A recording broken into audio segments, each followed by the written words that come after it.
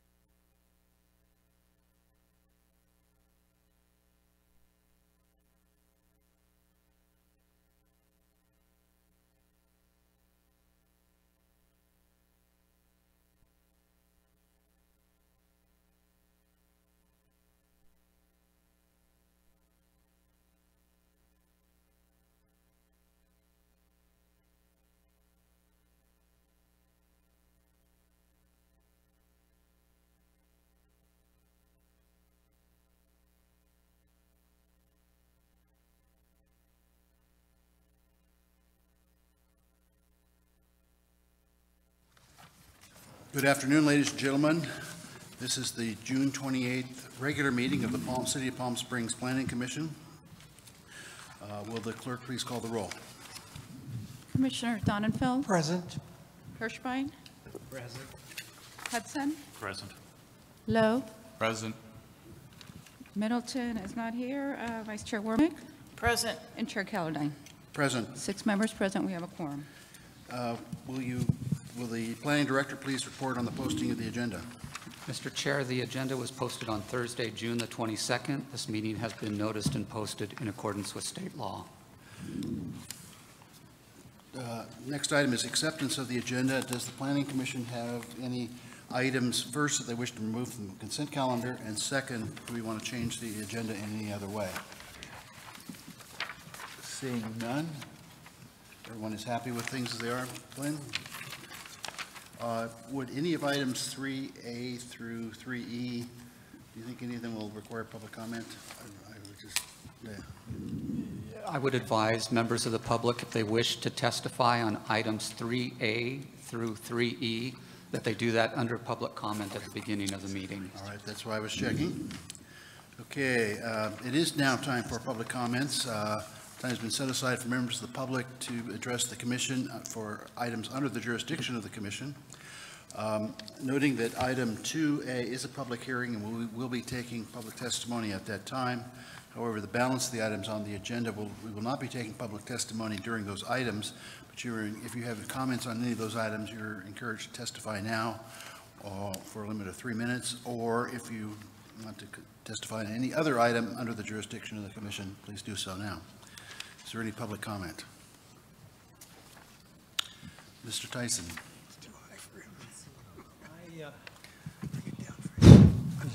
This is for really tall people. Can you hear me? Yes. Something struck me last week when I watched the session on the 750 Lofts before the council. And I noticed that the city attorney had done a very good job providing the council with a whole bunch of different ways to handle the thing, and he did not push for any of them. He was neutral, he researched them all, and I realized now that that's the way we used to do business here in town. And for years I've been frustrated when I look at agendas and I see approve, approve, approve, and I usually approve, approve, approve, whatever the developer wants. And I think this commission needs to go back to this, because the staff is here to advise the commission and to give you different options and maybe give them the pros and cons of each option. But this commission is the one that should ultimately decide. And I really was very impressed by the new city attorney handling it in that fashion. And that's the way I actually remember we used to handle it in that fashion. Maybe that's why we got some bad projects, because we didn't handle it in that fashion. So I really think I'd like you to give some real thought on that for the future, because staff is there to advise, staff is there to research it, but the commission is there to ultimately make the decision. Thank you. Thank you, Mr. Tyson. Any further public comment at this time? Sir. Good afternoon. My name is Jim Cross. I represent Best Signs, in which we have items 3D and 3E.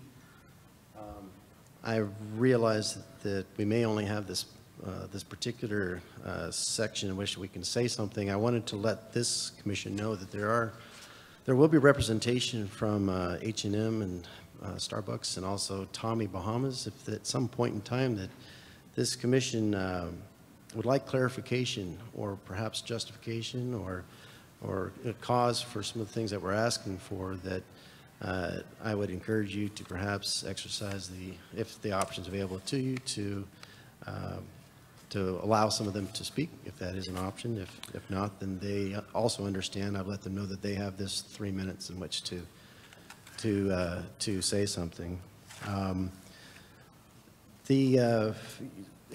I've been a resident of, I've been in this area for quite some time. My first job was at Swenson's Ice Cream when I was 15. I used to have lunch at at the Red Kettle Cafe across the street. So this was pre-Desert Fashion Plaza. So I've seen downtown go through a lot of different modifications, and I've seen its struggles over the years. And I think we'd be all hard-pressed to remember any point in time that we were looking at bringing in the types of establishments that we're looking at today with Tommy Bahama and H&M and Kiehl's and Mac, and Starbucks is already there, but they're taking new space. And all of these companies and all of these tenants that are moving in, they're not just national brands, they are global brands. And they obviously invest a significant amount of time and money to ensure the success of their brands. And I think it would be advantageous to the city of Palm Springs to work with them as much as possible, because we all, when I say we, I mean those of us who have been in the city for as long as we have and care about the city as much as we do, to ensure that they are as successful as possible. And I don't think that any of them have come forward with their sign programs or the sign plans with the intent of having the biggest sign possible or the most signs possible. It has been part of their marketing and branding strategies. So if there's an opportunity for them to speak, then great. If not, then I guess we'll see how all this. We will see how it goes. If we have some particular questions for them, they certainly can ask them for clarification. Right. Thank you. Thank you. Next item on the agenda is the consent calendar, which consists of the approval of minutes for May 10, 2017 and May 24, 2017. Can I pull both of them? I will be abstaining from the vote on the minutes for Wednesday, the May 24th meeting. Yeah, I have a request to pull both items, so we will take them separately. Commissioner Warmick, you have a question on the minutes of May 10th? Yeah, May 10th, it's on two different items. I don't think the minutes on 2B actually reflect the discussion, and I think they should be sent back and gone back over from the hearing. I had sent Flynn items, but it missed a number of the various items that we discussed in terms of how they were being handled. So I just think on that item, the motion needs to be looked at from the tapes, and I did review the tapes, and I feel like there's a good deal in it. Why don't you schedule time with me to go over it? Okay. Because I've got my notes from the meeting, and Right, and the second item on that was also the Serena Villas. And the motion, what happened on Serena Villas is I think the motion as recorded doesn't actually reflect the motion that we made. And I listened to the tape, and unfortunately, the tapes were changed right as the motion was being made. So I think we'd have to go over it with Flynn's notes. And my suggestion with this is that we defer this. So the motion I'd make on the 10th is we defer this to the next meeting. I'll second that. All those in favor say aye. I'm going to defer. I'm going to abstain because I was not at the May 10th meeting. Any further discussion, actually, of the proposal to continue? Yeah, I'm going to abstain. I wasn't there either. Okay. All those in favor of the motion say aye. Aye. Aye. All those opposed? Doug, Well, you? my question, I was not at the meeting, but it seems to me that an abstention is not necessary for purposes of continuance. Right. We're not approving this, so I don't think an abstention is required, is it? I wasn't at the meeting, but I can move to, The motion is just to continue. just to the item. continue. There's no need for an abstention. I believe the motion is to continue, so even those who are absent can vote. Right. So we don't need a roll call vote, I don't think, on this, do we? Those in favor say aye. Aye. Those opposed? The ayes have it. And then on the 24th, on item, it's on the hotel, item 2A, the Celine Palm Springs, the one item that was in the approval is missing, which was a consistent in the approved items, there should be a 3, which is a consistent or touching canopy of shade trees along Avenue Caballeros, along that frontage, and that didn't get into the approvals. And the second item was when we get to the nexus item, I just think it should go in this. It mentions that both myself and Commissioner Donenfeld said that this was not an appropriate area for residential, and it has a commercial designation. But I think that was in the motion as we made it in terms of affirming the staff report. And I think we denied it, but it should say that the denial was based on the staff report and also the fact that it wasn't appropriate. It wasn't an appropriate area for residential. Okay, let's split those, because I have to abstain from the first change. Right. So the first change on the hotel. It was item 3, and Flynn, is that consistent with your memory? I didn't have that in my notes. I had it in a later item that there was a requirement for a touching canopy of trees specifically on the Canyon View project. So I do have that direct quote. I think it was also on Caballeros. Okay, I can have Terry listen to it again, but I didn't have that in my notes. I don't disagree that it's important, let me put it that way, and you all did discuss the importance of having shade on the sidewalks. But we also, because I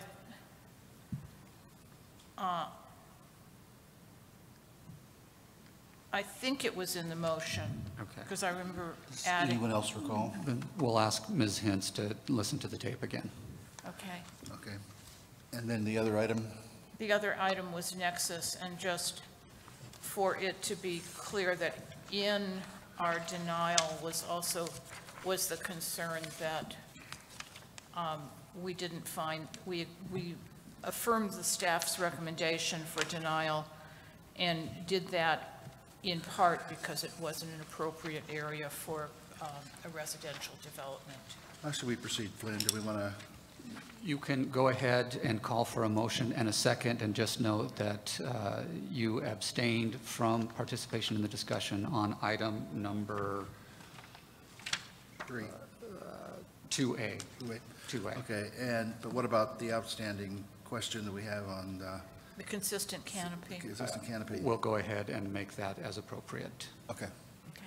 So we have a motion on the floor that would make that change, and I will be abstaining from the motion. I will too. Let's see if, Oh, you weren't there, right? Yeah. let's see, that doesn't give us enough. Mr. Attorney, in terms Oh, of. sorry, I'm sorry, I was there. voting. 24. I was gonna say. Yeah, thank you. I was there. Okay, okay. So we have 4 We members. who almost can- had a constitutional crisis here. I just want to verify that we do have 4 members who are voting on this item. Yes. Okay, thank you. If we could have a motion and a second, then, Mr. Chair. All right, all those approved, say aye. Aye. All those opposed, say no. Abstentions? Here, 1. Going on to the next item is a public hearing from Woodbridge Pacific Group on behalf of RREF 2, DC Cameron LLC, for an amendment to allow minor changes to design, color, materials, reduction of massing and heights in certain units to the previously approved final plan development district plans for the Cameron development located at 850 South Palm Canyon Drive. Staff recommendation or staff discussion? Thank you, Mr. Chair and members of the Planning Commission. So, well, very briefly, this item has been before you in the past, either for an amendment in 2015 and also a time extension also in 2015. This project was originally approved by the City Council in 2006 for a mixed-use development that will consist of townhomes and commercial retail space. But what you have before you today is a minor amendment. In our code, a minor amendment is one that does not affect the intent of the PD, does not affect a significant impact or changes or revisions to the site layout or the site plan itself. What you have today are changes to materials and some design. So, but specifically, these changes will involve reduction of massing in some selected units, reduction of heights in certain units, and building materials. Those will consist of painting, and in some cases, tiles. And of course, the color palette. So the applicant has decided to introduce a different color palette, different than the ones that were originally approved in 2006 and 2015. These changes will also include changes to some of the garages of these units. The applicant is going to speak more on the nuances and details of those changes. But in short, those are the main changes that have been requested today. According to our code, specifically section 9303-00G, this type of changes are allowed to be made by the Planning Commission only. So the decision that you make today will be the final unless appealed to City Council, because again, this amendment does not affect the intent of the PD. In the staff report, I specifically mentioned the units that will be affected and the kind of changes that will be taking place in those units. I think the ones that that you will see a more announced change or more pronounced change will be the units E and F, where the clear stories.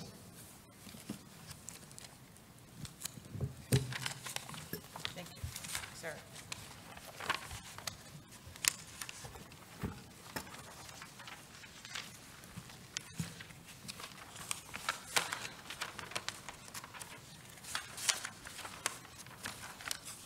Which page are we? Oh, we're toward the end. Yeah, units E and F, where It's almost at the end. the applicant is proposing to remove the clerestory, thereby reducing the heights that were previously approved at 25.6 will be reduced to 22.6. None of those changes will have more structural changes to them in heights or in changes on the site layout. Findings in support of these changes have been made. They are contained in the staff report. But also, this item was presented to the AAC and with a unanimous recommendation of approval to the Planning Commission. Just quickly, let me run through before the applicant is called to make a presentation to you. The package that you have consists of the site plan, and as you go through them, you will see at the top the previously approved plans, the 2015, the one that says 2015, and those that says 2016. Those will be the proposed changes to. So right on the top there, you will see the previously approved plans, and on the bottom, you will see the proposed changes to the plans. And right here, I do have the material board. So, but majority of the presentation that will be made by the applicant will be electronically. These are the material board. So essentially, that concludes my staff report. I'm available to answer any question, and as I mentioned earlier, the applicant is also here to make presentations to the Planning Commission. Thank you. We have questions of staff. Commissioner Wormick. Yeah, has this project vested? Where is this in the, it's a 2006 approval. So what status does this project have now? The status of the project is valid. It is still valid. So let me just run through this to you very briefly. So the project was originally approved in 2006, and in 2008, the original PD approval was valid for 2 years. The developer did apply for an extension of time in 2008. He did receive an approval and a recommendation of approval of the map to the City Council. In 2009, another extension from July 12, 2009 to July 11, 2010 was granted by the Planning Commission, by the PD. And in 2010, the Planning Commission also approved a one-year extension of time from July 12 through July 11, 2011. And on July 25, 2011, the Planning Commission also granted another extension of time for this project from 2012 to July 11 of from July 12, 2011 to July 11, 2012. In May 23 of 2012, the Planning Commission also granted an extension of time from July 12 to July 11, 2013. And in 2013, the Planning Commission granted another extension of time from July 12, 2013 to July 11, 2014. In May of 2014, that would be May 14, 2014, the Planning Commission also granted an extension of time from July 11, 2014 through July 10, 2015. The last extension of time for this project was granted on June 24, 2015, from July 10, 2015 through July 9, 2016. So after that, then the applicant did obtain some building permits and grading permits. Constructions were actually commenced at the site up until the time that the owners at that time, Davidson Communities, sold the property to the current ownership. So, asking the city attorney in terms of where it stands right now, can you sort of go through that with us? I know they got building permits, so is it fully vested? Is it? The PDD entitlement has vested since the last extension in 2016. The developer has pulled permits, done rough grading, and actually installed utilities in the parcel. Based on the installation of the utilities, it's our opinion that that entitlement did in fact vest. The standard under the municipal code for vesting of the PDD is that substantial construction has occurred. And again, staff interprets the action taken by the developer to install the utilities to satisfy that requirement for vesting. Okay, Are the utilities completed? Not entirely completed. The applicant has, done, I believe, about 1.2 million worth of utilities on the site, installed 1.2 million of utilities on the site.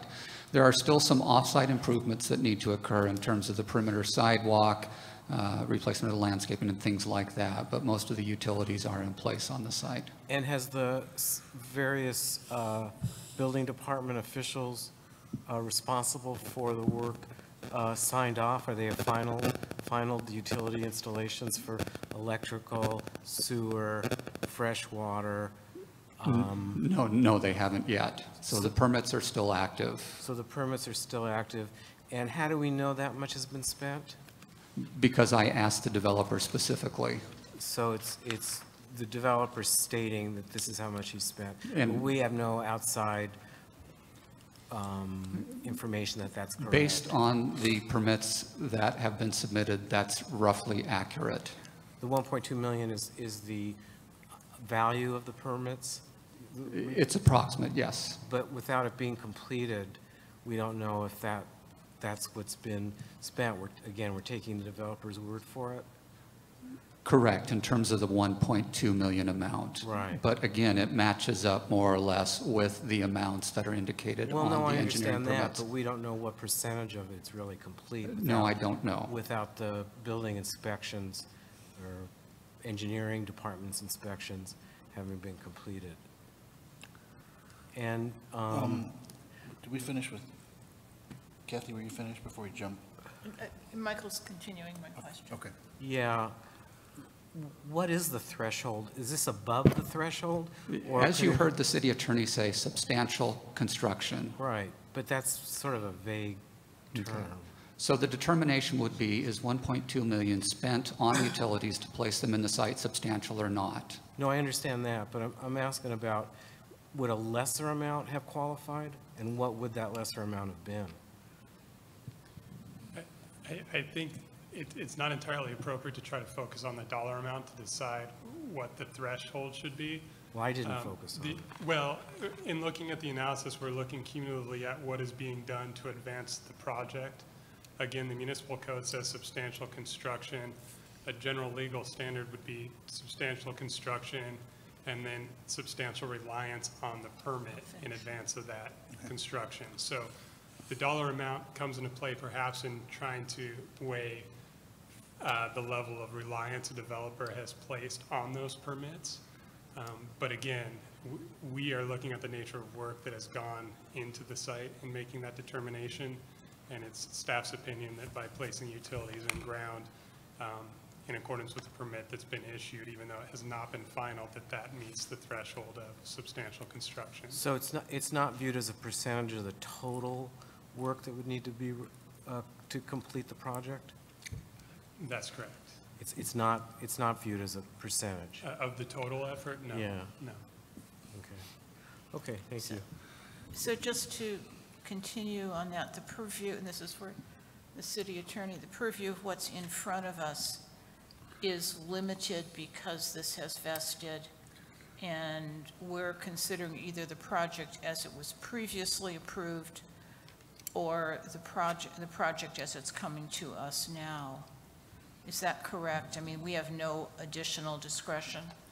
That's correct. The matter before you was whether or not you will approve of the minor modifications to an approved PDD.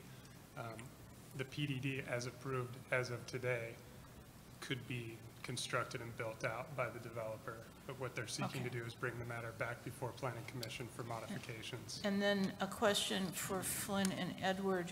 I wasn't sitting on this body in 2006, so I don't really understand the project as it was approved in 2006.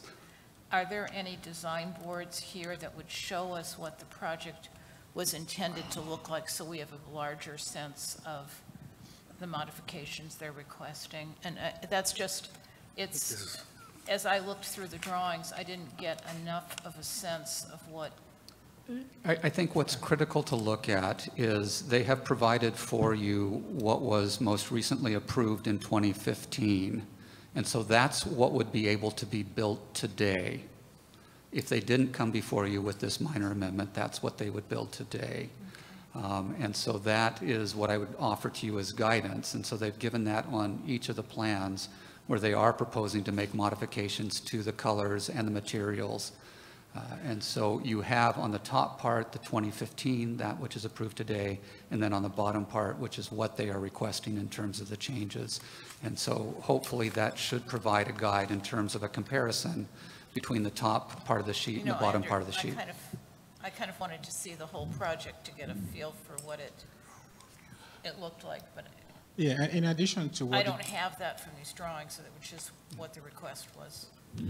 In addition to the what the director just said, the applicant also has with him the color palette that was approved in 2006 to be compared to the one that I just passed around. So that'd be helpful. Thank you. You're welcome. Okay, further comments from the commissioners? Commissioner Hudson? I have a question. The site plan indicates commercial buildings along South Palm Canyon. Is it a requirement of this project that those be built? Unless a proposal to amend those or to change those, as far as we are concerned, that's the approved project. So they are required? Yes, they are required. Is there any timetable set for that? It is not a phased project, but my assumption is that from what we were told by the previous developers, that the residential component will be built first to be followed by the commercial component. Yeah, I recall that, but I was on various bodies when this came by the That's first correct. time. I remember that. And part of our approval, part of the attraction of this project was the commercial buildings along Palm Canyon. So my questioning basically is I want to make sure that those are completed. As far as the planning department understands, till date, they have not made any proposal to change it. So we believe that that would be the process. Thank you, sir. Following that, would we give a building permit for the residential ahead of a building permit for the commercial? We already did. I think that would be the case, yes. Huh. I don't know that there's any explicit timing requirement that we had in there on the commercial vis-a-vis the residential. Additional commission questions of staff? Okay, seeing none. Presentation by the applicant.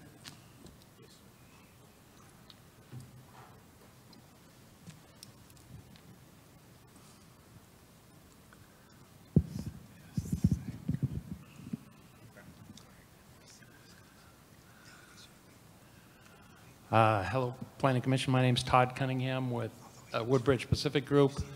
Address is 75417 Spyglass in Indian Wells, California. I am president of Woodbridge Pacific. We have a couple of projects that we've worked on in town, the Sky Project that's halfway built, and then the project across the street from the Cameron on Palm Canyon. And we have been retained by the ownership of the Cameron project to be the manager and developer of this project. We don't have an ownership interest in that. I want to make sure that's clear. We are a manager. The owner is a financial institution and needs a developer to complete this project, and so we've been retained. What you have before you is some modifications primarily to the colors that were approved and what we proposed to change to. We went through several focus groups in both our Sky project and the 777 Palm Canyon project. And out of those focus groups, one thing that struck me is that the colors that are preferred by potential buyers and a cohort of people that would be potential buyers that were in the focus groups is white, white, and more white. So what we had here when we got involved with the Cameron project is some pretty heavy dark green mustard colors that are quite frankly dated. And so primarily what we're doing is bringing in some slab tile materials and some other materials to lighten up the color palette and make it more consistent with where the current architecture trends are. There's some massing changes, very minor. Edward spoke about the plan E and F and the lack that the clear stories were removed. And part of what we did with this architecture is there were a lot of split levels in the architecture, again harkening back to 2006. And so they were cut up on the interiors with elevation changes, 2- and 3-step elevation changes. We cleaned that up, and by doing so, we're able to reduce the height of those units and therefore remove the clear stories from a kind of a half loft that was in the building plan. Other than that, there's no height changes. The massing changes are minor, very minor. The predominant change is the color, that we go from that green mustard palette to a much lighter and fresher looking architecture. That depicts that to some degree, but it's not in color. As to the questions about the costs of infrastructure that are in place, I have on my phone, and I can email to Edward the actual accounting ledger. Since we are the manager, we have the books of the company, and I can show you exactly what we spent on sewer, water, storm drain, utilities, streets, and whatnot. And I've got it broken down. I sent it to Edward. So I'm not going to stand up here and tell you we've spent money that we haven't spent, because I can show you the accounting ledger. And so it's complete. But it's $1,172,000 that we spent to date on infrastructure, and then another $637,000 in grading the site. So it's just a tick over $1,800,000. And I want to give you the actual costs. Excuse me, I have it on my phone and an email because this just came up.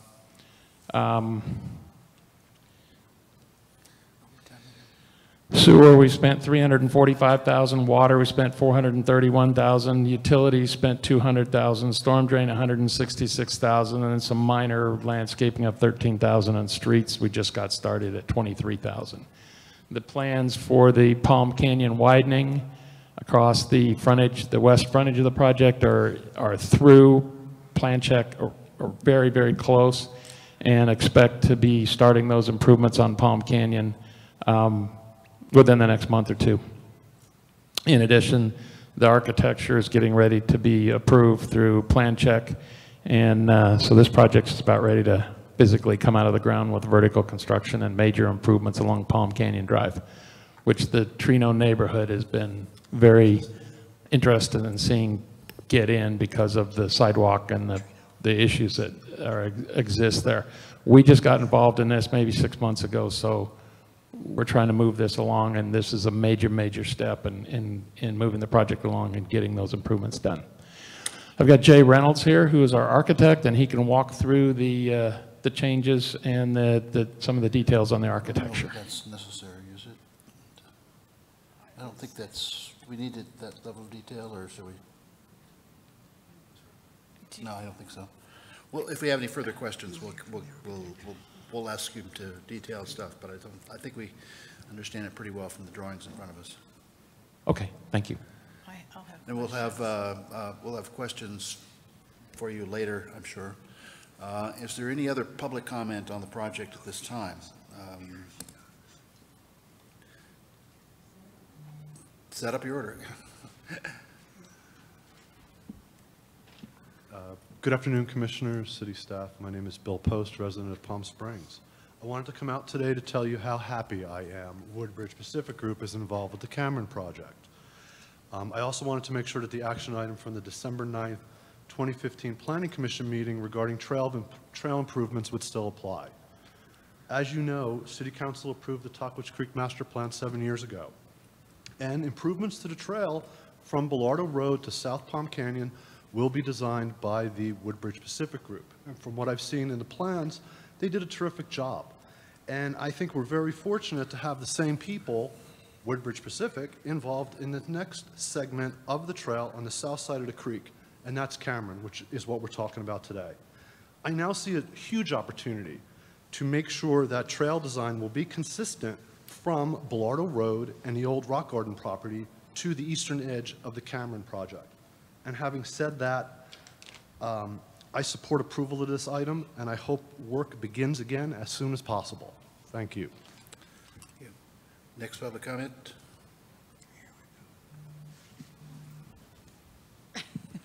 I'm not 6'3" here. Okay. Yes, my name is Judy Deertrack, and I'm actually a candidate for City Council, and this project is one of the reasons I'm campaigning.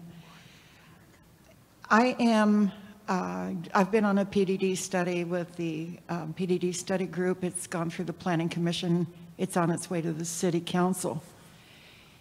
The primary thrust of my findings on a 2-year study for commercial permits over the last 10 years is that there is virtually no adherence to the general plan and the general plan land use classification, and this is another poster child for that. But before I get into that, my primary comment to you is I have a huge issue on process here. From the comments made that it was the staff determination that substantial construction had occurred, I would like to question the procedure on that and ask the city to take a very close look at that procedure. It's my understanding that the staff responsibility is to get you a full spectrum of information so that you can make that determination. That is your province. And that staff report should have clearly delineated the issue of the extensions of time, the fact that the last of extension of time was June of 2015, and that the city was taking any kind of position that substantial construction had occurred, because that was not in that staff report. I brought up that issue. And once it is brought up, not only should that be fully covered, but staff, my understanding of both the resolution and the staff is they should be giving you a range of options, but you're the decision makers. You're the ones that have been put on this board to take those recommendations up to the City Council. And if the City Attorney's Office is not happy with those recommendations, they have a closed session in which they can make recommendations on the threat of litigation if they disagree on your recommendation on substantial construction. And I would like to look at the city as the possibility of changing to that mode, because what I'm finding over the last few years, there's reasons we're drifting from the general plan. And it is because by the time it gets to you, your options are so limited that you're driven to a conclusion that does not concur with what the public had decided for that area. This area was, the outrage to me on this was approved in 2006. The city is now telling us that substantial improvements went in the year 2015, 2016, somewhere in there. That is a 10-year gap. Why weren't there public workshops on that 10-year gap where we could look at the issues of compliance? And secondly, this was approved as tourist resort commercial. Tourist resort commercial would have never approved this type of project. Now, in the 2007 general plan update, you have actually changed the general plan land use designation. It's now mixed use, and it doesn't comply with that either. On the CV link, the problem is this was put into mixed use so that the CV link would reach at the end of the trail a receiving lot for mixed use where somebody would have a place to go, and that's been destroyed. Thank you very much. Additional public comment?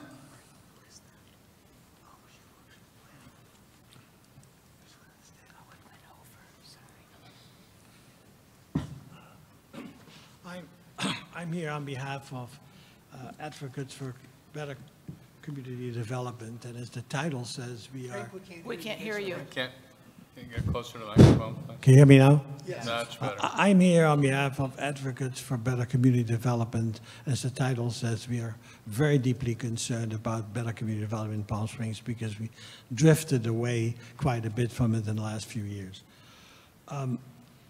Woodridge has come in as a partner.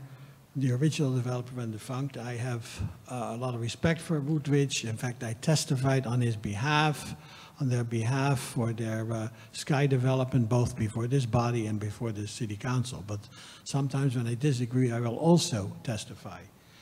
And I feel very concerned about this PDD. It has waived everything from open space to setbacks to heights to parking. It's again, basically what we're facing is a larger Morrison or a larger Dakota project. And unfortunately, it's in a very prominent spot where this will be a place that everything sees it. You've all seen the drawings of the thing. It's pretty heavy, but 3-story buildings, and it's dense. It's dense. And unfortunately, the public benefits, there is some public benefit about the trail, but they're basically very flimsy. It talks about a special plaque, fence materials, little enhanced landscape, articulation of a fence line. These are not major public benefits. It's a good deal for the developer. As I say, the PDD basically has been a process where we have a sign hanging out for developers, come and do anything you want and we'll give it to you. And this is not what the people have expressed their interest in. The last election was very clear that people wanted some basic changes and into what's going on in the town, and this is not what it's going to be. Now, it's going back to 2006. It's really reviving the dead. Anyway, basically, the project is out of sync with its PDD development, PDD approval. And of course, we're talking now about significant investment. I went by there just before I came here. They've moved a lot of dirt around, but out of the total project value, which I don't know how much it's going to be, the question is whether that's considered to be a considerable amount of construction. So as far as I'm concerned, the project is null and void. And I think it's time we take a look at this whole project and try to fit it in, because we're going to live with this forever. And this is not a good thing for our town. This is we're overbuilding condominiums like by the thousands.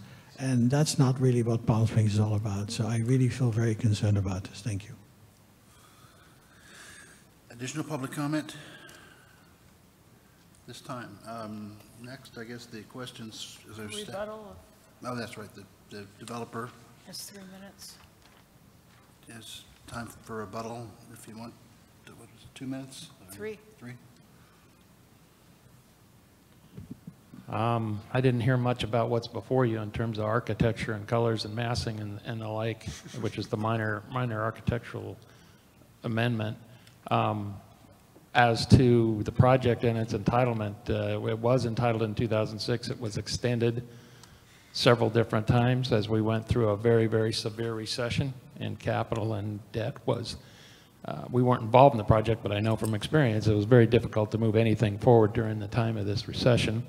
But the project did get extended. It did, the last approval, I believe, was in 2016, which was the last architectural modification. And we're just up here for some very minor modifications, mostly color. I think that the aesthetics of the project are greatly improved. And there has been substantial reliance on the approvals by the owner to invest $1.8 million into this project. And I can't see that vesting would somehow be in jeopardy based on the commitment that they made in reliance of the permits that were in place at the time. And the projects, as I said, we're about ready to start on Palm Canyon. Improvements which are a major improvement of importance to the city. We know that because your city engineers all over us to get those improvements done as quickly as possible. So, so I don't have much more to say other than I'm available for questions. Questions of the developer? Yeah, go ahead. Yeah. On page A11004, and what's in front of us, there's, and I'm assuming it's ink, there's a yellow base to one of the buildings in the print version that we had, and I didn't see that in the material board. Am I correct that that's not yellow? Yeah, it's not yellow. There's no yellow in the project. It's not meant to be yellow? No. Okay. That, yeah. I think that's the main architectural question. Okay. We're not at comments yet, so. Is this project being built in stages, or is it all one Yes. stage? Yes, it's being built in stages. There's too how many many- units to build them all at once. Right. How many stages, and what's the timing? I think there's 6 phases in the project. In the BRE phasing, the Homeowner Association BRE phasing that we've got approved. I believe it's 6 phases. And the timing, we've got to get the improvements along Palm Canyon done. We've got to get the houses through the final plan check, which they're very close. And then we can start the project later this year. Okay, and what's your timing in terms of the commercial? Will it be after? Well, I'll tell you that the ownership has hired us as the manager to do the residential, So you're not the commercial. You're not responsible for the commercial? Yeah, but we've had plenty of discussions about the commercial, and there's certainly no discussion. I've never had one discussion with the owner about not building the commercial, just to get the rooftops on the ground first before you do the commercial, which is typically the way you do it. Okay, thank you. Kathy? Yeah, chiming on the creek improvements. When would the creek, are those in the first phase? No, they're I'm not in the hoping? first phase. They're in we have two infrastructure phases. There's 6 building phases, but 2 infrastructure phases. And the creek would go in with the second half of the infrastructure improvements. Because the first, I'm sorry to interrupt you, but the first phase of construction starts near the entry and goes south and then east and then wraps up around the north side. And the north side of the development is one of the later construction phases, and that's where the creek improvements are. And is that necessary, or would you be open to doing the creek sooner?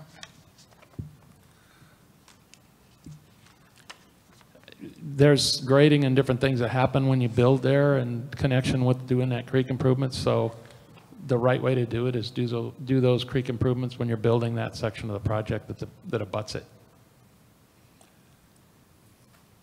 Additional questions of the applicant? Seeing none, what's the commission's pleasure? Commissioner Wernick?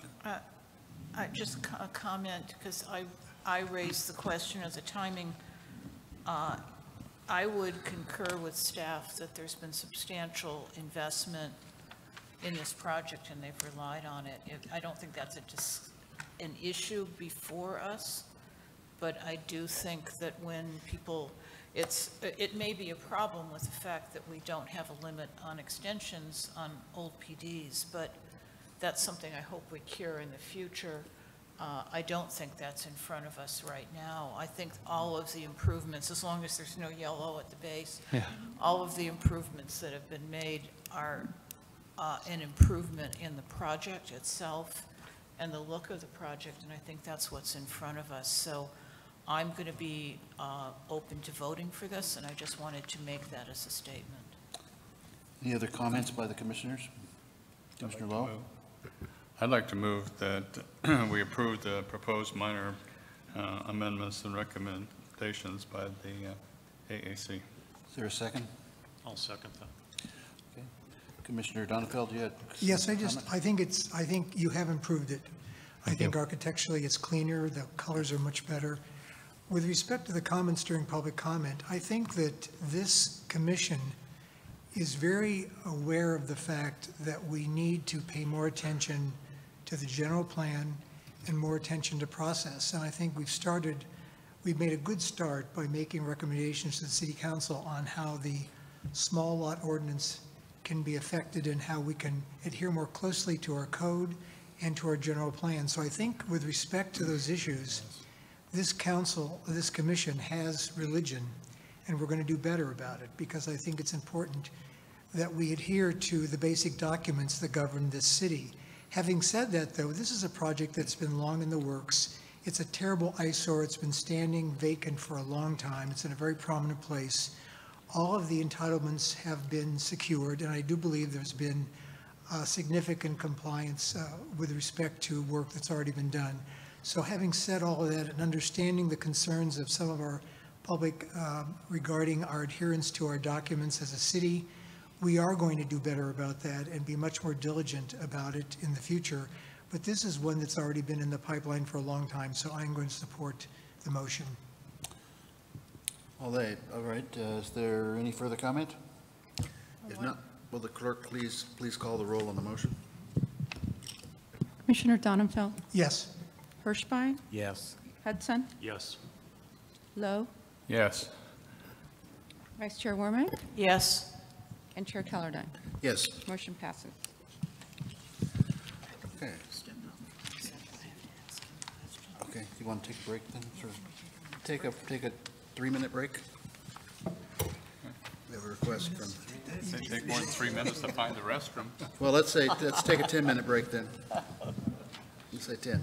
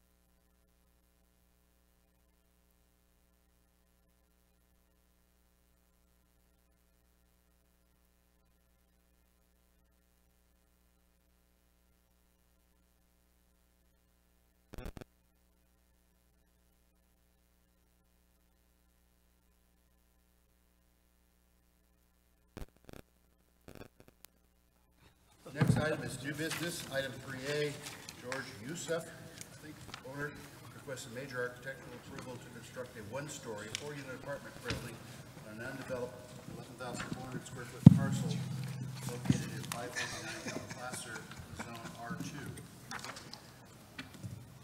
Staff report, please. Thank you, Mr. Chair and members of the Planning Commission.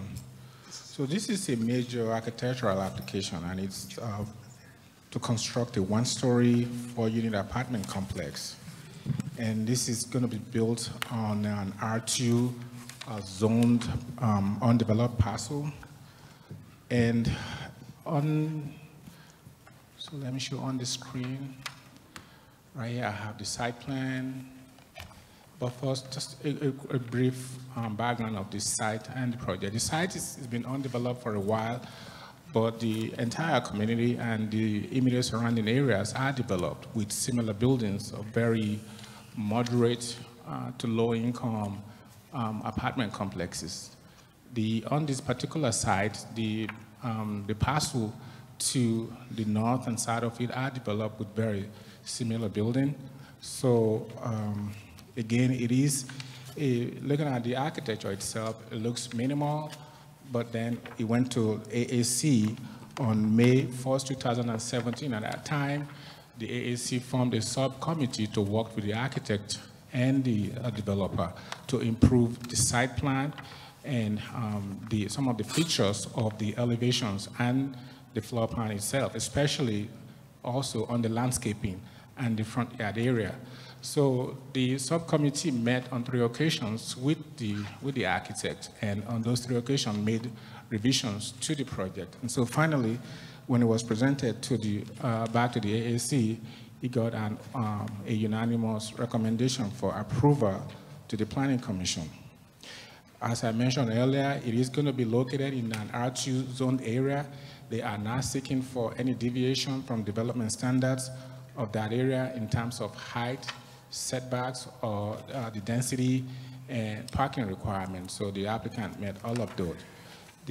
I have some more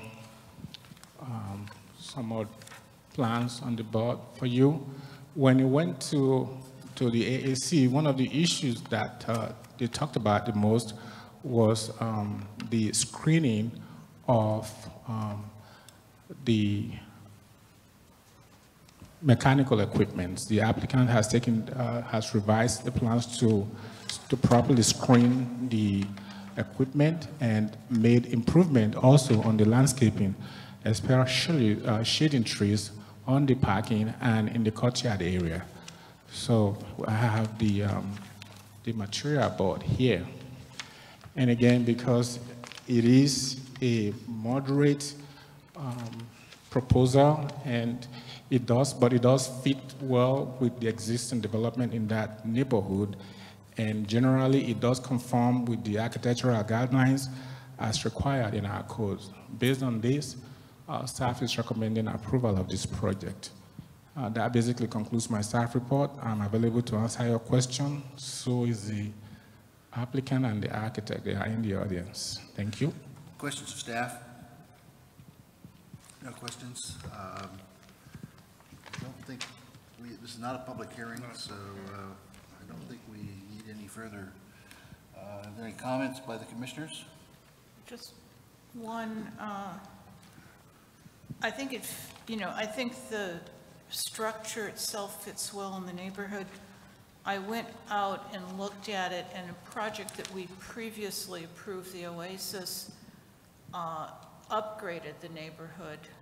And I'm not sure, I feel like the design is a little more minimal than the last project that we approved there, which had some design embellishments that made it look more attractive. So that's the only concern I have about it. I like the fact that it's an apartment building. I think the structure is fine. I just thought it was a little plainer than it should be. Commissioner Hirschman?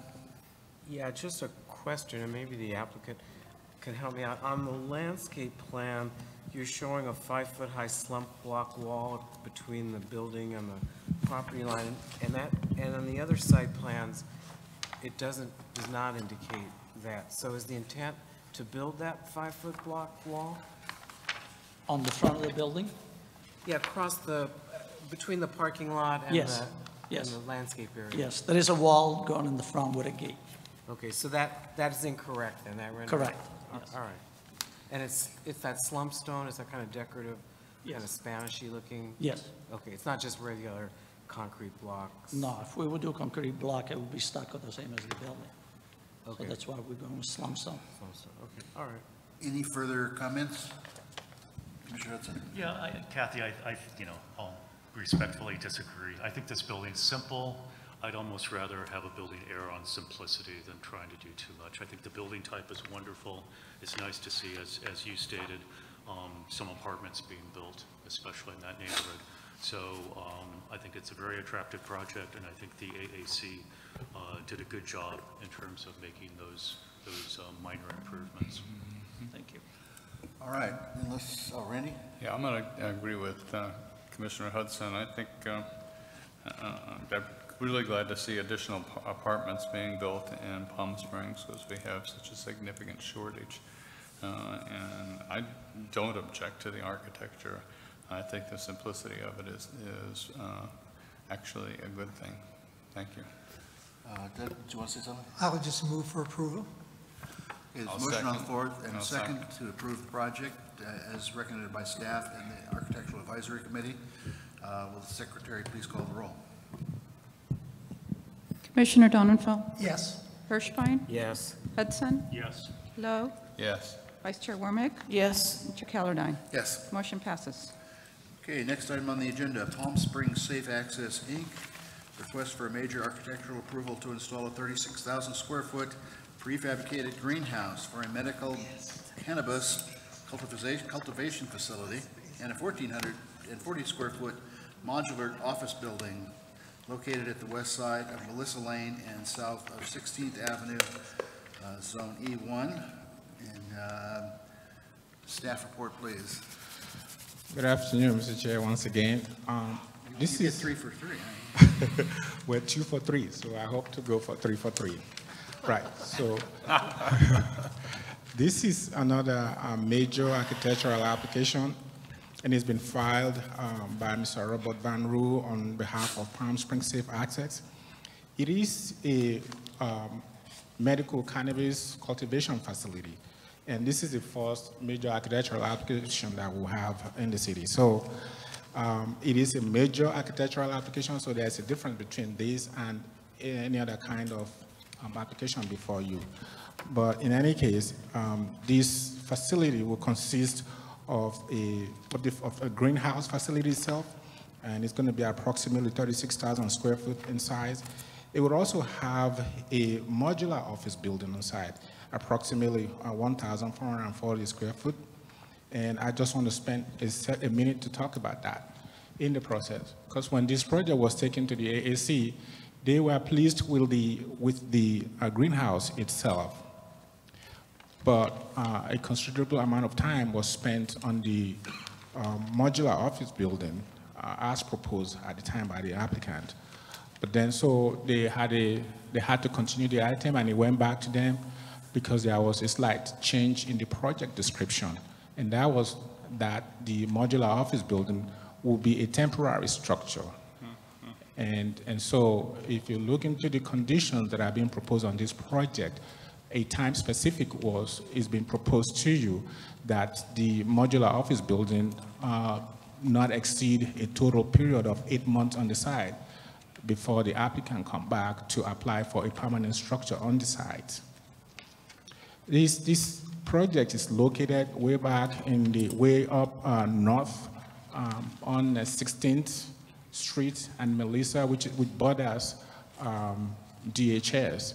There are mostly wind farms and energy-related uses in that area. There are no any closer residential use or commercial use in that area. So I'm trying to go back to this system to show pictures of the area. But in any case, it is mostly energy industrial area, and again, there are wind farms. This project, the highest building on this high would be approximately 18 feet, not coming close to what is allowed by energy industrial area, which is 30 feet. We have made necessary findings in support of the project, and again, the issue that we will want the Planning Commission to give us direction on is the issue of the temporary modular office building that the applicant is proposing. The AAC also recommended a condition to you that when the applicant is prepared to move forward with the permanent structure there, that I would bring it back to the AAC for review and recommendation to you. So that essentially concludes my presentation. The applicant is here. He has a specific and a special presentation that he wants to make to the Planning Commission. So if there are any questions, I'm available. And that concludes my staff report. Thank you. Okay. Any questions of the staff? Commissioner, let's start the other one. Oh, I'm lucky. He sees me first, I guess.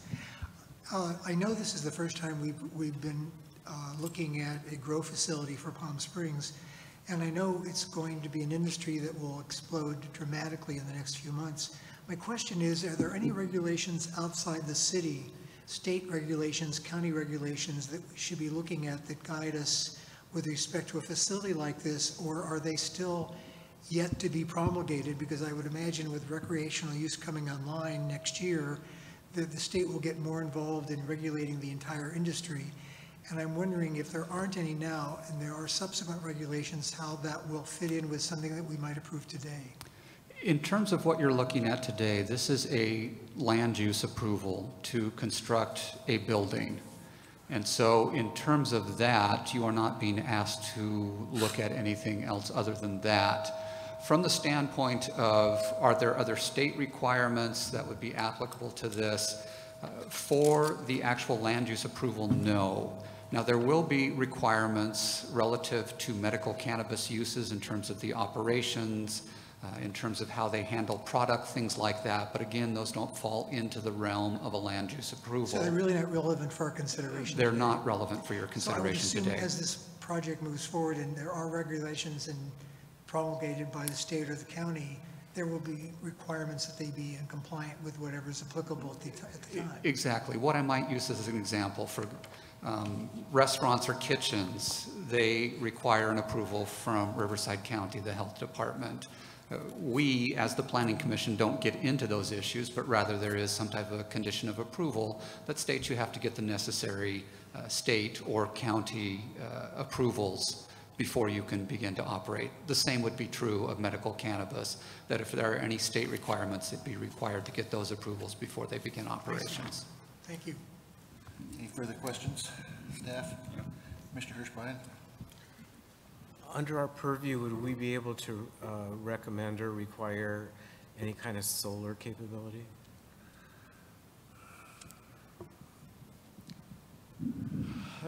I would say that we don't have solar requirements here in place. Maybe that might be a question for the applicant. So there's, what they're asking for now, we wouldn't be under our purview to require it as part of our approval. I will say that on other site plans, on other architectural approvals, you have placed solar requirements on those. Okay, thank you. Commissioner Warwick? Yeah, I just was a little confused about the temporary permanent. Is the applicant proposing to build a permanent later, or was that a requirement of the AAC and they were intending only to have a modular office on this site? So let me extend on the background briefing one more time. So the overall size of this parcel is approximately 175 acres, but the applicant is only buying approximately 13.88 acres out of that. That's what he's going to be using. My belief is that the applicant intends to expand beyond what you have before you today, and so at that time, he will be building a more permanent structure. That's when the current modular office building will be replaced. So does staff concur with them having to come back with a permanent structure in 8 months. I just didn't understand what that requirement was. I think it would be appropriate to place a time frame on the temporary structure. Again, I would ask the applicant to help us define what that time frame is. And then the requirement would be that when they come back with a permanent structure, that's going to need to go through an architectural review process. And, okay, so you didn't have a recommendation as to a time on the permit? So that 8 months period is what the applicant had indicated to me, so. Okay. Yes. Okay, do we want to take questions from the applicant? Yeah, I have a question on, the applicant is asking us to waive the landscape requirement because of environmental conditions. What's the landscape requirement that is being waived? So in most major architectural applications, in addition to the site planning, there is always a requirement for landscaping. But because of the condition, the arid conditions of that part of the city, of the northern part of the city, in the past, the Planning Commission had waived the requirement of landscaping in that area because they do not survive, they don't succeed. There's no potable water in that area. There's no sprinkler system in that area. However, the AAC required that the applicant include the use of boulders, at least around the modular office building, and he has done that here. So he included boulders to surround the proposed office building.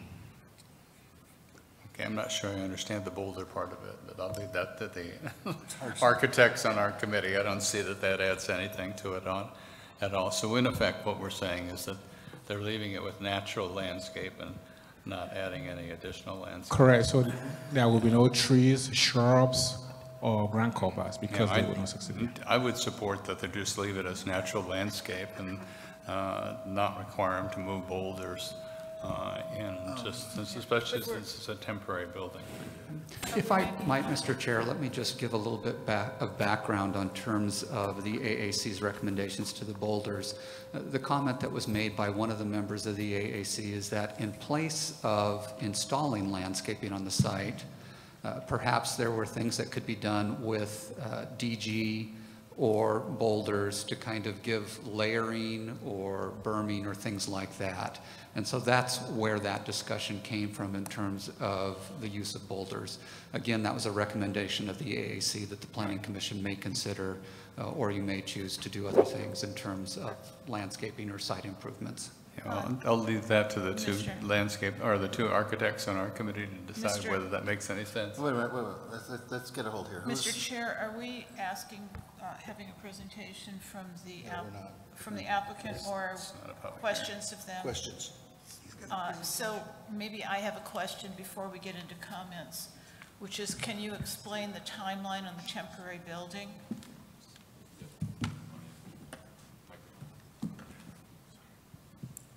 Yeah, so my name is Robert Van Roo. I'm co-founder of Palm Springs Safe Access. So the temporary structure, I'm more than willing to accept a sunset provision on that. It was meant as a temporary structure to keep this timeline in place and get the structure up. We will be developing the entire site over time, and I will be bringing a full site plan to you shortly. So I'm totally willing to accept a time frame on that. And a permanent structure will be placed there, as we'll be accommodating a significant amount of employees on the site down the road. Thank you. Can we? Commissioner Hirschmeyer? Yeah. Can you explain, I mean, other than the fact that you're growing these plants in that greenhouse, how the facility works? In other words, my question is the public invited in? No, so the site is, you can see a video. Do they sell it there? No, so we have a facility on Gene Autry Trail. This is a production facility. It's not open to the public. There is no line of sight from 16th Street. You drive up a half No, mile. I was there. I was just asking what Yeah, how the facility operates. So the only people going onto the site are the employees? that is correct. Is there security? It is security 24/7 there.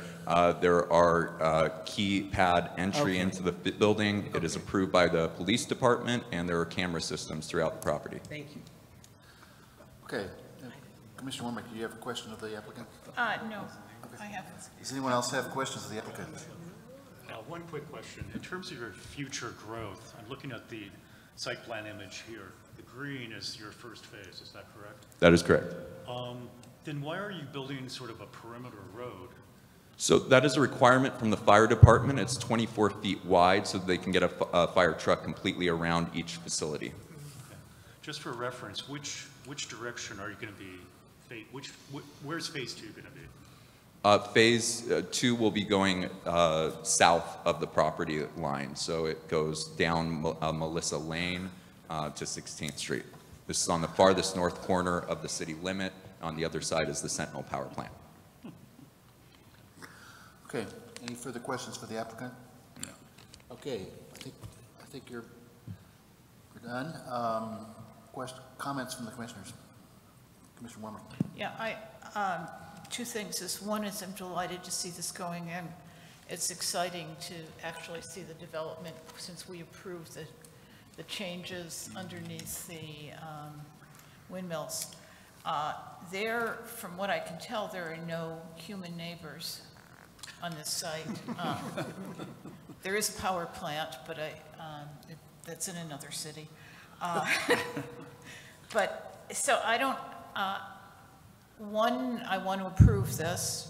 Two, I'm delighted to see it going in. Three, I think 8 months is maybe a little short to require 2 years.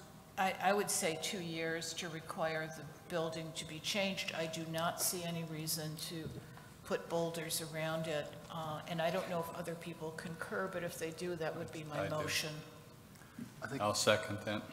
Okay, so we have a motion on the floor to approve the project, that with the two distinctions that there would be, the requirement on the timing of the building would be 2 years, and that the requirement for boulders would be dropped. Correct. Is that everyone's consensus? Is there any comment on that motion? All right, will the clerk please call the roll? Commissioner Donenfeld, Yes. Hirschbein, Yes. Hudson, Yes. Lowe, Yes. Warmick, Yes? and Chair Callardine. Yes. Motion passes. Okay. Good luck to you. Item 3C, from Sequoia Architects to establish a sign program for Captor Plaza. Captor Plaza now, not Captor Court. A multi-tenant commercial complex located at 600, 650, 700, and 750 East Stockwoods Canyon Way, Zone REO. Recommendation or staff report, please.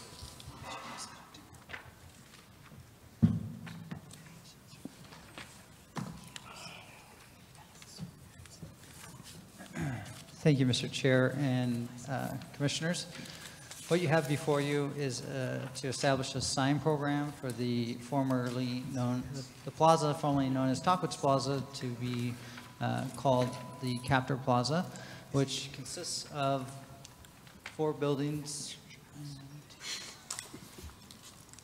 Seem to be having a technical difficulty here, so let me see if we can fix that.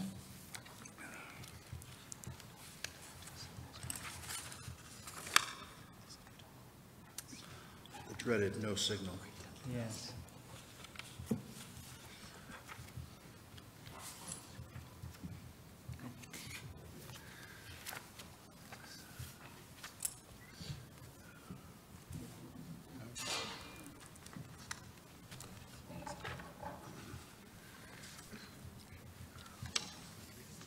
While we're addressing the technical problems here, I think it's a consensus of several of the other commissioners that I've talked to during the break that the temperature conditions here are unacceptable. And we've got to do something about this. I let them know already. Yeah, it really, considering how hot it is outside, several of us were considering moving the meeting outside.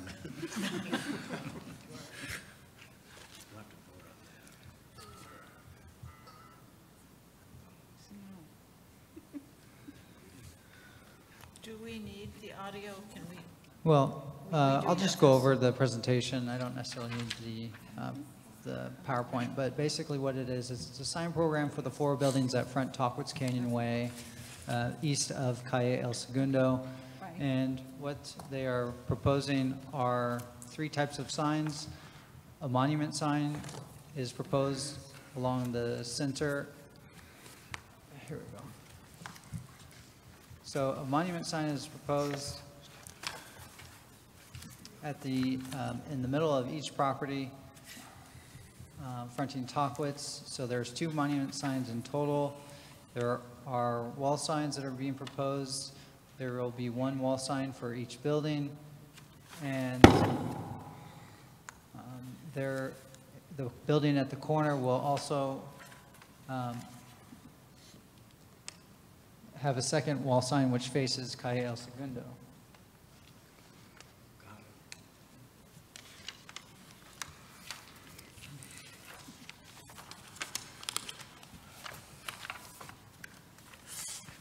There will be 4 directory signs, 1 on each building, located between each of the 2 pairs of the buildings. So those are the 3 types of signs that are proposed for the sign program. The applicant has submitted a rendering of the 2 monument signs in their proposed locations. So those monument signs are 8 feet in height from the ground on which they are located, and will contain both the identification of the complex as Capitol Plaza, as well as the identification of individual tenants within the complex. Additionally, they do propose to have the address on the monument sign. So that is what is being proposed before you. The wall signs will be 24 square feet in size, will not exceed that. And again, as I said, there will be 1 on each building. The sign program was reviewed by the Historic Site Preservation Board on June 13th of this month in 2017. They issued a certificate of approval for the sign program, and but before that occurred, there were some comments on the sign program. One board member specifically stated there were some concerns with the monument sign being 12 feet in height, and the location being near the entryway, the driveway entryways in the center of the complexes. So that was a previous iteration of the sign program. The sign program before you is the revised program since that meeting.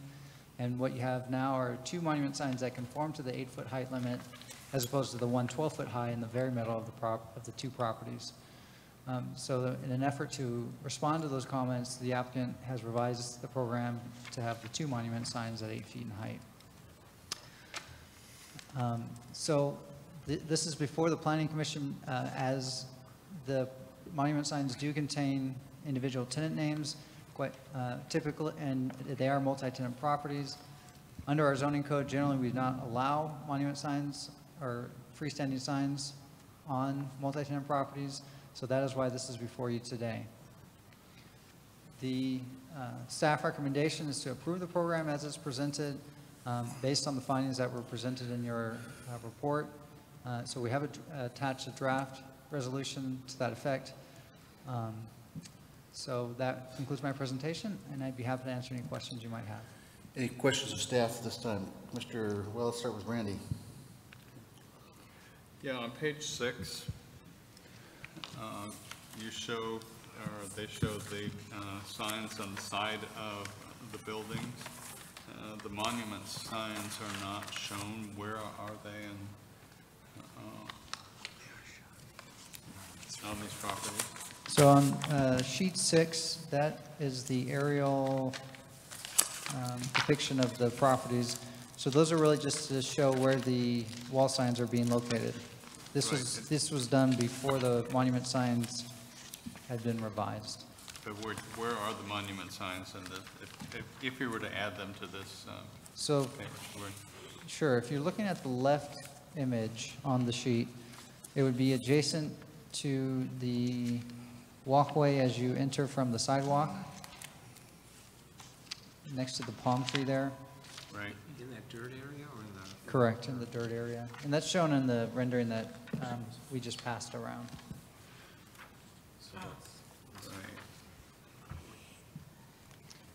And I don't But believe. there are two monument signs? Correct. So the other one would be much further away, and it's pretty hard to see where it would be located in the second image. Would it be at the entrance, the driveway entrance to the parking? I used to occupy one of the buildings, so I'm really familiar with this Sure. property, but So it would be actually adjacent to the, both pedestrian entries from the sidewalk in the center. Let me show you on the aerial here. Actually, Randy, it's on sheet 2A and 2B if you want the exact location. It is in the center adjacent to the steps up from Toplitz. Correct. It's identified as exhibit, or as number 4. Item 4 on each of those two sheets.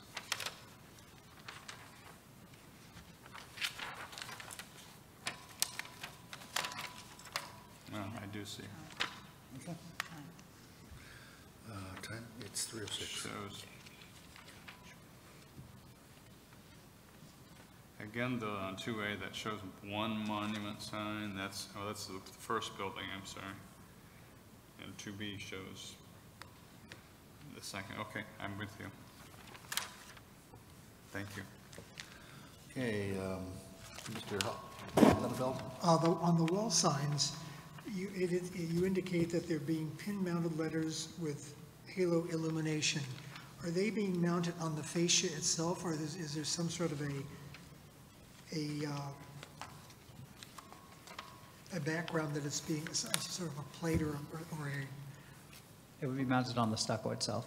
it's going to be right on the building itself? There'll be Correct. nothing between the building and the mountings? Correct. And do we have a picture of what one of those signs would look like?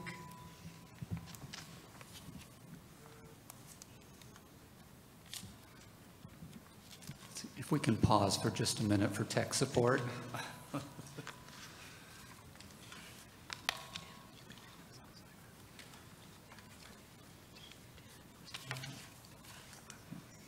You know, the applicant actually did submit some of the sample lettering. I don't have that with me, but it would look similar to what you see on the building currently with the address,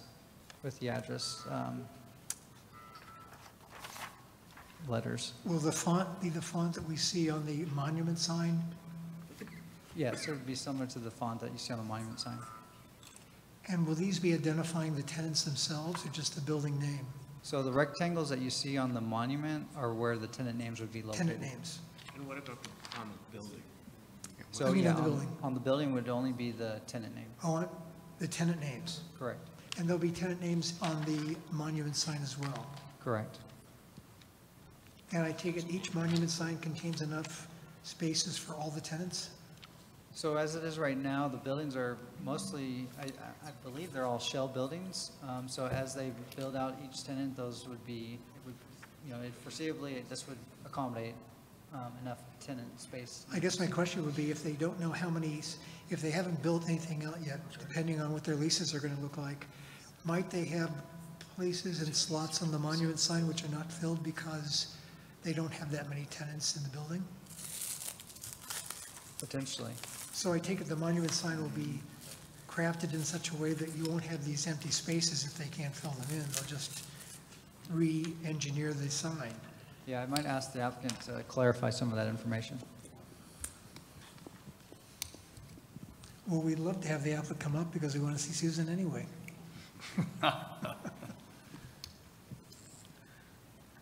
Susan, you can't get away without saying hello to us.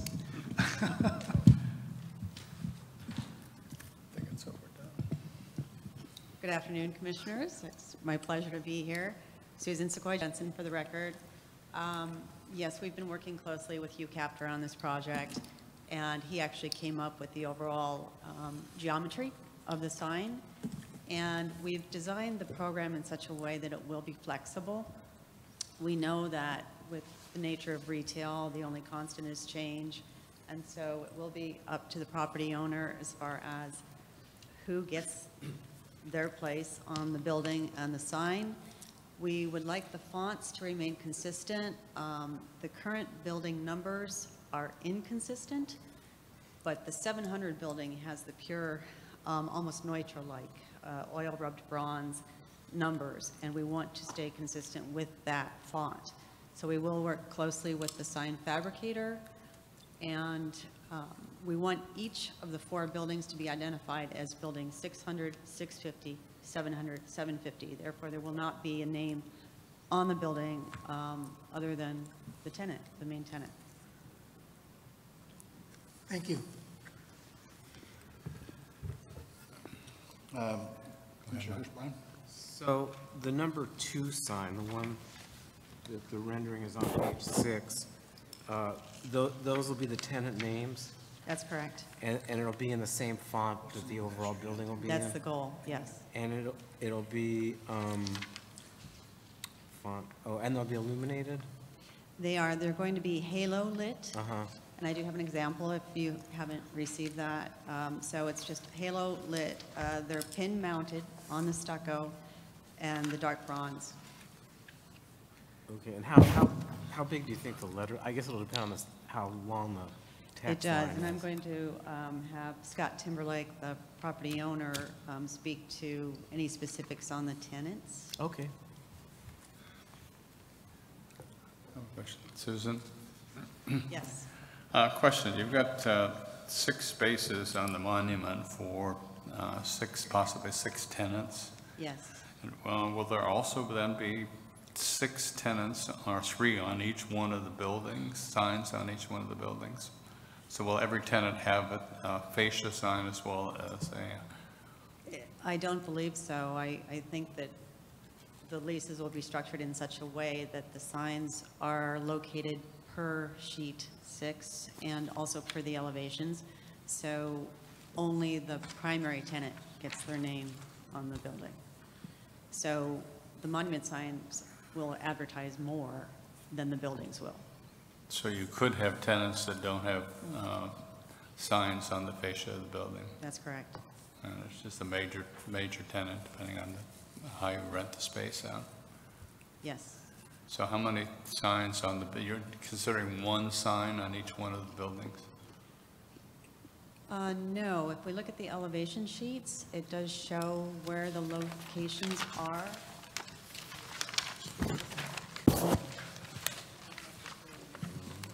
So the 700 has 1, 750 has 1, 650 has 1, and then the 600 building, which is located on a corner, has the 2 signs. There's 1 on each side. Right, okay, thank you. Sure. So 5 together. Any further questions of the applicant? What's the commission's pleasure? Comments? Well, I'd like to hear from the owner as far as tenants. That kind of tintillated me a little bit. Good luck on that one. Hi, my name is Scott Timberlake, and your question's about the tenancy? Well, yeah, Susan mentioned that you might speak on that. All right. Confidentially. First of all, every time I look at it, I just think it's amazing. It's so nice to have you work with me on this and to design a sign that, in his opinion, would have been there when the building was built, if it could have been. You know, the leasing is tricky. It's probably not the smartest thing to take on 32,000 square feet of vacant office space in Palm Springs that's been gutted and scheduled for demolition, but I did. So here we are. What I'm trying to do is trying to be very sensitive with the architecture of the building. Having you around to guide me has been very, very helpful. Basically, I've got 4 buildings of 8,000 square feet each. The leasing is going to be a challenge, but if I don't put into place some sort of sign program where these tenants can be identified, another big issue is fire life safety. These buildings are so mismarked that a fire department answering the call or to a tenant, they don't know where they go to the 600 building, the 750 building, they all look alike. So I worked with the fire marshal as well as the post office, who has had a constant problem with dealing mail to these locations. So I've worked with all of them, so I think an important improvement is, one, the address on the sign so it's readily visible from the street instead of on the buildings. Standardizing the font and the numbers I think is great. Making the monument signs match the architecture of the building so perfectly. And what I'm trying to do with the signage is I didn't want to create a scale on the buildings at all. I didn't want to create a scale that was inconsistent with the architecture of the building. So to try to put, and to answer your question, you had mentioned, you know, do I have 4 tenants, do I have 5 tenants? I'm happy to share some of the tenants that we've signed on, but the main issue is there's always going to be an anchor tenant in each building. And that anchor tenant, in order to get them to take on a good size, you know, good square footage amount, which to me would be 4,000 square feet or half of a building, they're not going to do so unless you give them some visibility. And so instead of sticking 4 tenant names on the side of, you know, architectural buildings, I wanted to reserve that for 1, and I want it to be large enough, visible from the street, but not have the whole building start looking like a billboard. And then therefore, when you designed the monument signs, I came up with that number because, you know, typically we don't have big tenants in Palm Springs. People aren't knocking down my doors to rent 3,000 square feet. They're calling me, they want 500, they want 400, they want 600. I don't want a monument sign with 32 tenant names on it. I also don't want a building with 8 tenant names on it. So it was my idea to make it balance. I told Hugh, I said, you know, make it balance the size of the sign, using the 8-foot limitation, using the original scale, make it balance. And what would you suggest would be a good number that could be legible, be consistent? And I also wanted to avoid exactly what you brought up, where I have an empty building and 2 slots lit up. So that's where we came up with the 6. There's no doubt in my mind that each building will have approximately 6 tenants, and that's just assuming, you know, 6 tenants over 1,000 square feet or more. So that's the minimum that I thought would work, and Hugh agreed. And that gives the smaller tenants that aren't the anchors some visibility, some consistency with, you know, how their name is displayed, some recognition, which they really can't get the way the buildings are built. Very few windows on this building also. So I'm having a lot of trouble with tenants wanting natural light when there isn't any. I think Hugh messed up on that one. So that's where the number comes. Some of the tenants, the anchor right now for the 650 building is Coffee. It was going to be Coffee Central. And I have worked really closely with them, and we're building out for them almost 4,000 square feet of space. About 2,800 is going to be their top store yet. It's going to be high-end. They're going to hope to bring in some roasting facilities later on. It's going to bring life to the building by having tables around the outside courtyards and patio.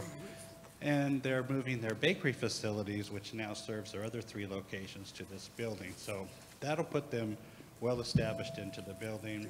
I've got an escrow company coming in. I've got a lending company coming in. And I myself am taking over the 600 building and turning it to executive office suites. That's the business I run in Portland, and it's the business I run on Palm Canyon. The nice thing about the executive office suites is those tenants don't need names on anything. So basically, the one sign on the 600 building will say Captor Plaza Executive Suites, that's it. And then the other tenants will all be named by a directory when you go in there. And that's going to consist of probably about 40 tenants, which solves that big demand here in town for 200, 300, 400 square feet. And also, we have a really bad selection of executive office suites here in Palm Springs, and I get requested all the time for them. And so I have a Can you speak more clearly into the mic? Sorry. I have a fitness trainer going in, personal trainer, not a gym, but more of a fitness. I've turned down 2 restaurants and 2 grocery stores. I don't want to get into that. I have enough of that in my other building. So I'm trying to make it a high-end professional center. And the reason I pushed so hard and gave so many concessions to Coffee is because these buildings have no life at all. They haven't had life for a very long time. And to just see people sitting outside or at tables or going in and out to get a coffee, and it will also help me lease the executive suites, and they can walk across the courtyard.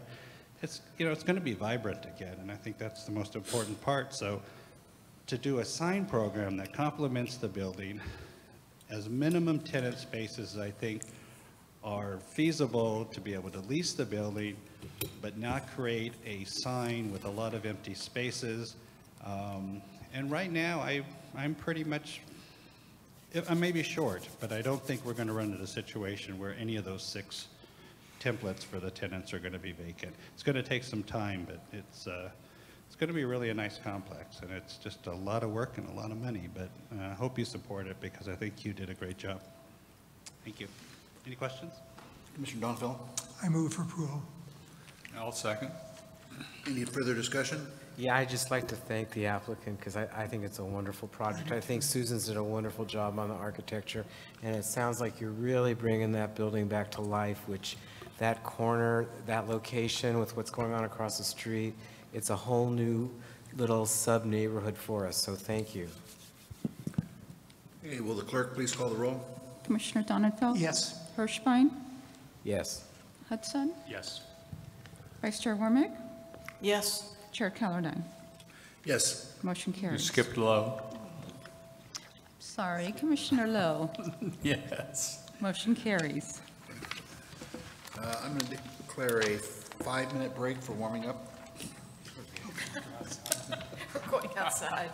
Let's go outside. Thawing out, you mean? Yes. I was hoping my phone would drive it. I've tried to get a blanket ordered for us all. How much do we have left? Not that much. Oh, we just have the best sign company. You must have gotten the memo about keeping all the. It happened not on my watch. I think it was the year I was off anyway. Yeah. But you have nothing. I threw everything, I threw everything away. That was a very funny comment about the public visiting me. It's like a winery, where you get samples. No, you go pick it. Kids that go pumping, patching. Well, let's go pick some carrots today, kids. Oh, and I'd like to have the cherry teacher. No, I thought it was a retail facility. He's got a beautiful retail facility. Yeah.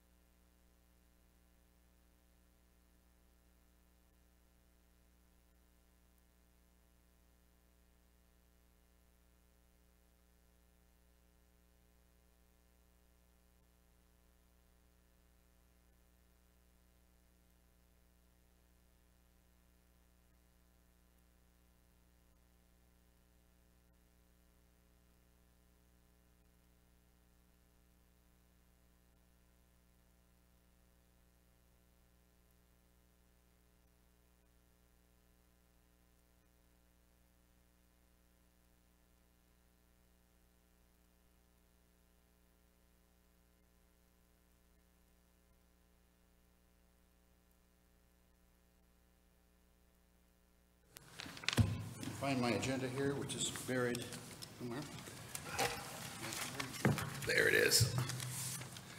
There it is. Next item on the agenda, item 3D, Best Signs, Inc., on behalf of DTPS B2 LLC, to establish a sign program that defines signage criteria for the tenants within the two-story building located on Block B of the downtown Palm Springs specific plan, 175 North Palm Canyon Drive. That is the first building at the corner of Palm Canyon and Andreas, right?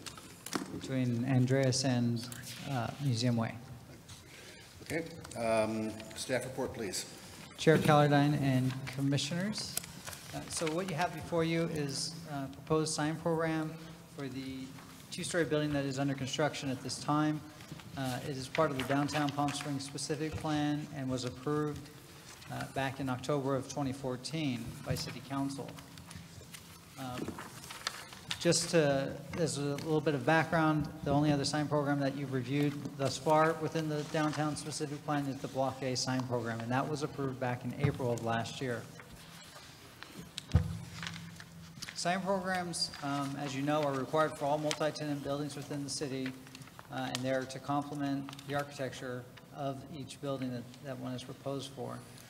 Deviations to the sign ordinance may be approved by the Planning Commission if certain findings are made. The sign program before you consists of two documents. You have a sign manual that is essentially the text of the sign program, and then you have your master sign plan, which is your 11 by 17 documents that have the exhibits of the building, the elevations of the building and site plan. The sign manual proposes different types of signage, including ground floor tenant signs, and an additional sign for the second floor uses. It's basically a directional sign that would be a blade sign on the building. There are two types of main identification signs for the tenants.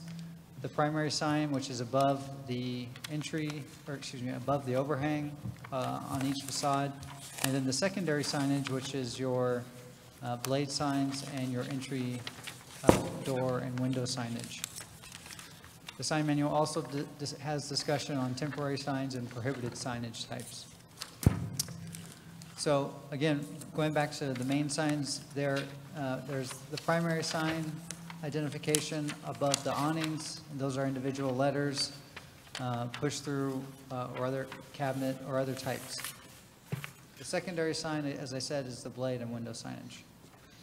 So what they are proposing is the individual letters that are basically above each of the awnings that extend over the glazing. You can see that here on this slide where there is basically rectangles on the facade of the building where the signage would be located. Could you say that again? I didn't get that data. So for each tenant, they have their rectangular facade pop-out that extends from the face of the building.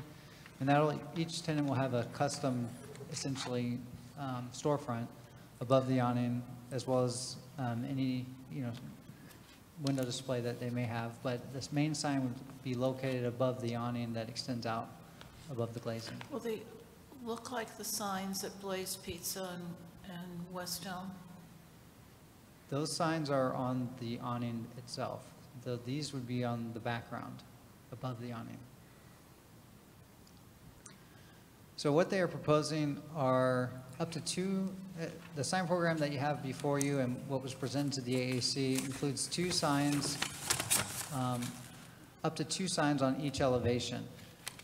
The area of signage is allowed to be 1.5 square feet of area per lineal foot of business frontage. The sign length itself is not to exceed 3/4 of the tenant's storefront, and they do not have any definition or limitation on letter height. So that is what is being proposed.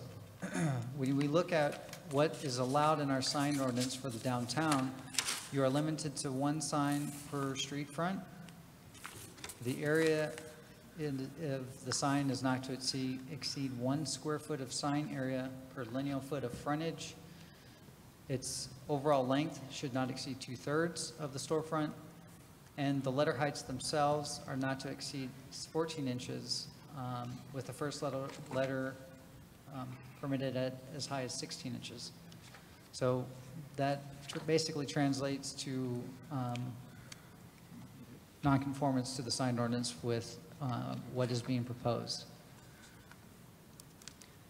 The secondary signs you see with arrows here pointing down towards the blade signs. There are some that are located below the overhangs, attached to the overhangs, and then there are some that are attached to the side of the building. As I said, there are two types of secondary main signs, the blade signs and the window signs. The area of the blade sign is 12 square feet per side, but that is all that is limited for criteria for the blade sign in the sign program. As far as window signs, they are proposing every alternating window to have a 1 square foot identification sign, and that's to be a vinyl cut graphic or text. As you see here in this slide, there are a number of requirements that the zoning code has with regard to blade signs and window signs. So when we looked at how the program conforms to it, majority of it does not meet the city's criteria for the downtown ordinance. So the deviations being requested, or that were requested as a part of the initial sign program, were duplicate signs on the same elevation. As I said, main signs are limited to 1 per street front. They request to allow 3 types of signs for each tenant, whereas our sign ordinance limits you to 2 types of signs for your main identification. And then lastly, they are requesting deviations to the letter height, area, and width maximums, whereas we have restrictions in our downtown ordinance. So when we compared the sign program, we looked at what was approved on Block A to give us a comparison and some sort of a base analysis for our recommendation on this sign program. In general, all signage that was approved on Block A is only for the first floor tenants. None was approved for the second floor. As I stated in the beginning of my presentation, they are proposing primarily first floor tenant signage, but there will be actually 1 sign where the entry is for the second floor. Is that a blade sign? That's a blade sign. So for the primary identification sign, which is the sign above the awning, they are requesting, as I said, 1.5 square foot of area per lineal foot of frontage. That is consistent with what was approved on Block A. They did have a limitation as to 72% of the storefront width for the Block A sign program. So the increase is being requested here to 75% of the overall store width, storefront width. I'm sorry, say that one again, 17%? 75%. No, you said on Block A it was... Block A was 72%. 72%. Was that only for the juice, that was for one of the facilities, or was it for all of them? I think it was just for juice? It's for all of them. Okay. And then lastly, the letter height was limited to 16 inches, except 36 inches was permitted for the retail tenant West Elm. And then the west elevation, they permitted a 22-inch high letter for Block A. So again, the Block B sign program does not have any specific limitation, but there are some signs in the program that show 38 inches as the highest letters that are being proposed in the elevation plans that are part of your attachments. For the secondary signage, the signage that's basically everything below the overhang, your blade sign or your window sign, when the Block A program was approved, they allowed an 11 square foot sign. This, again, is a 12-foot square sign being proposed and requested. And as far as the window signs, they are essentially consistent, except in Block B, they are more restrictive. The area for every alternating window in Block A was 3 square feet.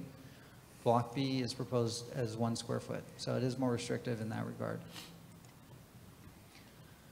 This program was reviewed by the Architectural Committee on May 15th, and they recommended approval subject to 5 conditions. The first was that the tenant signage that's shown in the elevations was recommended for approval, so when the AAC looked at the sign program, they did look at the signage favorably with respect to the minimal area that was being, that would be essentially graphic or text, because it was more open in terms of, it wasn't big block lettering. For instance, the Free People sign that you see is a cursive letter that's very thin typography, or stroke, correct. So basically, they were in favor of what was being shown, so that was what the first recommendation was there. The second recommendation that they had was that the main sign background was consistent across all facades. I'll get into that in just a moment, but that was basically that they wanted to see a consistency among each of the storefront facades above the overhang. Is that across all three buildings, Block A, B, and C, or just within B. Block B? Just Block B. Okay. The third recommendation was that future tenants are required to return to the AAC and Planning Commission for approval. And number 4 was that blade sign design return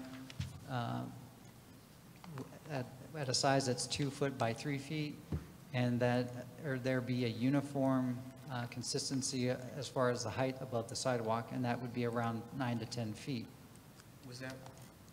Was that recommendation also that the 2 foot by 3 foot be consistent as well? So they're all the same size? Correct. And all the same height off the pavement? Correct. Thanks. And then the last recommendation was that they had no duplicate primary identification signs on the same elevation. So when you look at the exhibits, you see the Free People sign on 2 locations on the same elevation. So that was essentially to eliminate one of those signs. Where is that? Sorry. I didn't see it.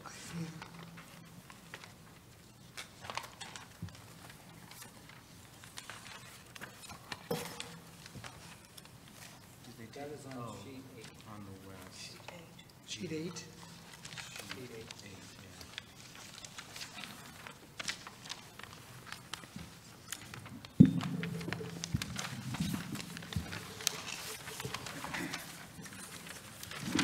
Okay, so staff reviewed those recommendations and did note a couple of concerns, primarily with regard to the recommendation that all future signs return to the AAC and Planning Commission. We felt that that could potentially delay future tenants, just as that is pretty atypical for our process when we approve sign permits. Generally, when we have a sign program, that's our guide and our book that we use when we're approving signage, and it doesn't require everything else to come back before the commission. So for every individual tenant that comes back for signage or for a sign permit, we're recommending that if they meet certain criteria, that can be approved at the staff level as opposed to returning to both the AAC and Planning Commission. So that criteria would be that if the sign is no more than 16 inches in letter height and meets other criteria of the downtown sign ordinance, then it would be something that staff would be approved. So you could bring it back to us under that recommendation, but you're not obligated to? Correct. If it exceeds those requirements, then it would have to come back. Okay. So that would be our second recommendation. Our first recommendation was that is essentially consistent with what the AAC recommended. The third recommendation is that blade signs would return for staff review at the height recommended or the size recommended by the AAC. However, with regards to the uniform appearance being identified as 9 to 10 feet, since that time we've taken some measurements of the elevations and the overhangs at the locations above the sidewalk, and the 9 to 10 feet essentially wouldn't work because those are some of the height of the overhangs above the sidewalk. So basically what we recommend in our conditions attached to the resolution is that the specific height dimension be approved by the planning director. And that would be something we would look at, as we have more details. So, and then the last recommendation here, which is a part of the resolution, is also consistent with the AAC in that only one main sign per street front or per elevation.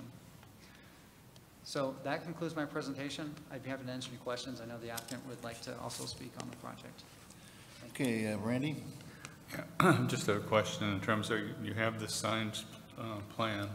How does that comport with, say, Tommy Bahamas and their national image, national sign, et cetera, in terms of integrating into this? Do they have to comply with this, or they come back to us with their corporate signage that we have to approve with? So this Block B is actually, Block C is where Tommy Bahama will be located. So the Block B sign program, what you see in the elevations are all the tenants that are essentially what the tenants had proposed and requested, and so that is what is being brought before you. And so essentially it is to match their So the tenants all corporate fit logos. into this program? Okay. But they would have to conform to the sizes and area as Right, I required. wasn't talking, I mean, I wasn't really talking about Tommy Bahamas specifically. That happens to be an example, but any national chain that might move into the space and have their own logo, their own size signs, et cetera. So in the master sign plan, that is what the tenants are requesting. So some of the corporate national tenants that are being proposed are what you see here. Okay, thank you. Commissioner Donovan? I'll go to Kathy first. I Yeah, just, shouldn't get first. this is a It is simple over. question in terms of consistency across the various buildings. Is there a reason to go to 75% of the area as opposed to 72, the way we did on Block A? And are the blade signs here smaller than Block A? They're 11 versus 12, right? They're, in Block A, they are 11 square feet. The sign program proposes 12. The AAC recommended 6. The AAC, and the staff is recommending? 6, Oh, consistent good. with the AAC. Okay. And this, and the width, the 72 versus 75 versus 66, which is in the sign code, staff is recommending? Staff is recommending, believes the 75 is acceptable. Is acceptable, okay. Those are my only questions. David, I'm a little confused with respect to two main signs on the same elevation. I don't see, I'm looking at, Here. let me go to, okay, I'm going to go to page 8. Got There's no number on it. Sheet This is it. Okay, Sheet so- eight. It's this where they have a wider elevation. Yeah, I'm looking at page 8, and it looks like that's a different, is that the same elevation as the Palm Canyon elevation? No, it's not. So I see what you're talking about. So it's not the same elevation. They want a second main sign, but it's on a different elevation. It's on like the north elevation, It's on the. or the south, there's a north and a south. Yeah, if you look at the last sheet, sheet 9. Right, so it's the corner, the corner tenants that want two signs because they have two. So when you look at sheet, if you look at the next page on sheet 9, you'll see on the left side, the tenant space occupies 3 sides of the building. One here, one here, and 2 here. 2, 1, 1. Are those two separate buildings? So the double is on Museum Way? Yes. So the double's at the end of the building. Yeah, it's on the end of Museum Way. And And that's because, because they have 2 storefront that potentially could be, they're being occupied by one tenant. okay, I guess I get it.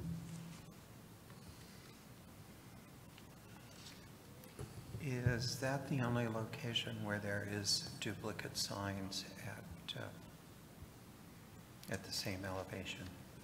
That's correct. In the current floor plan that we have on sheet 9, that would be the only location. So that creates no precedent that would allow any other building to have a second sign, is that correct? To allow the tenant to have a second sign right on this block. Okay. Commissioner Hirschmeyer? Okay. One of the requirements was that the background of the main sign be consistent through each of the tenancies, is that correct? Correct. And do we know what that background is? The background was, when the project was approved, the intent was that each of the backgrounds would be adjusted or modified per the tenant. So I believe it was originally, well, I don't see the designer here, but I believe it was originally a metal material. And so what they're showing now, when you look at sheet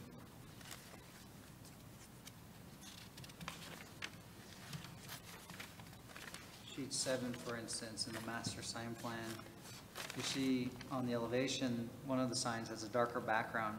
Right. And that would be the bistro there. And that was actually reviewed by the AAC subsequent to the sign program and approved.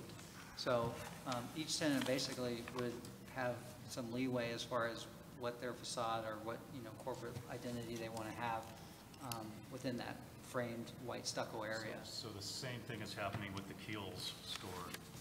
Is that correct, David? Yeah, we haven't seen that one yet, but that's what we expect to happen.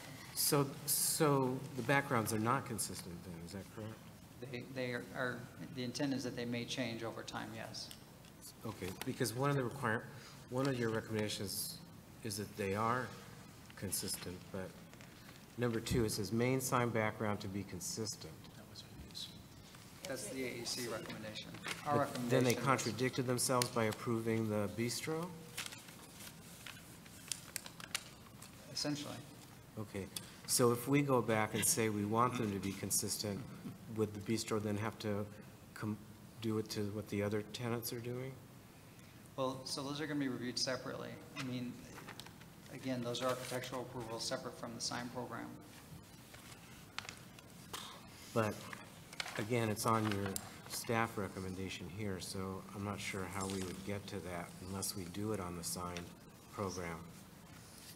So, yeah, their second recommendation was that the main sign background is to be consistent. Right. And that was one of the 5. In our recommendation, based on what we believe to be the intent of the building when it was approved, was that basically doesn't apply and that would be removed. So we only have the 4 recommendations. Oh, so you're not recommending that it So be consistent? our recommendation is to remove that requirement. Okay, got it. And then in terms of defining the length of the storefront, is it just that pop-up area in terms of length? Because if you look at sheet 9, the storefront's a little bit bigger than those pop-out areas. Typically, it's the width of the entrance vestibule. So is this the storefront, or is this the storefront? Do you know what I'm saying? Yeah, I mean, 75% would be essentially the framed area, The correct? framed area, not the width of the store per se, I just mean, the, normally when we look at signage for downtown, it's all of the lineal frontage that they have facing the street. okay. But in this instance, you're going to have more than that. You're going to have less than that with just your pop-out. So could we predicate the 75% on just the pop-out part of that then? You could. Okay. And then my final question to you is, are any of the signs that they're currently proposing cabinet signs? None of the ones that are in the elevations appear as cabinet signs. They're all individual letters or Individual letters. text, or script type, not a cabinet. Right. Okay, thanks.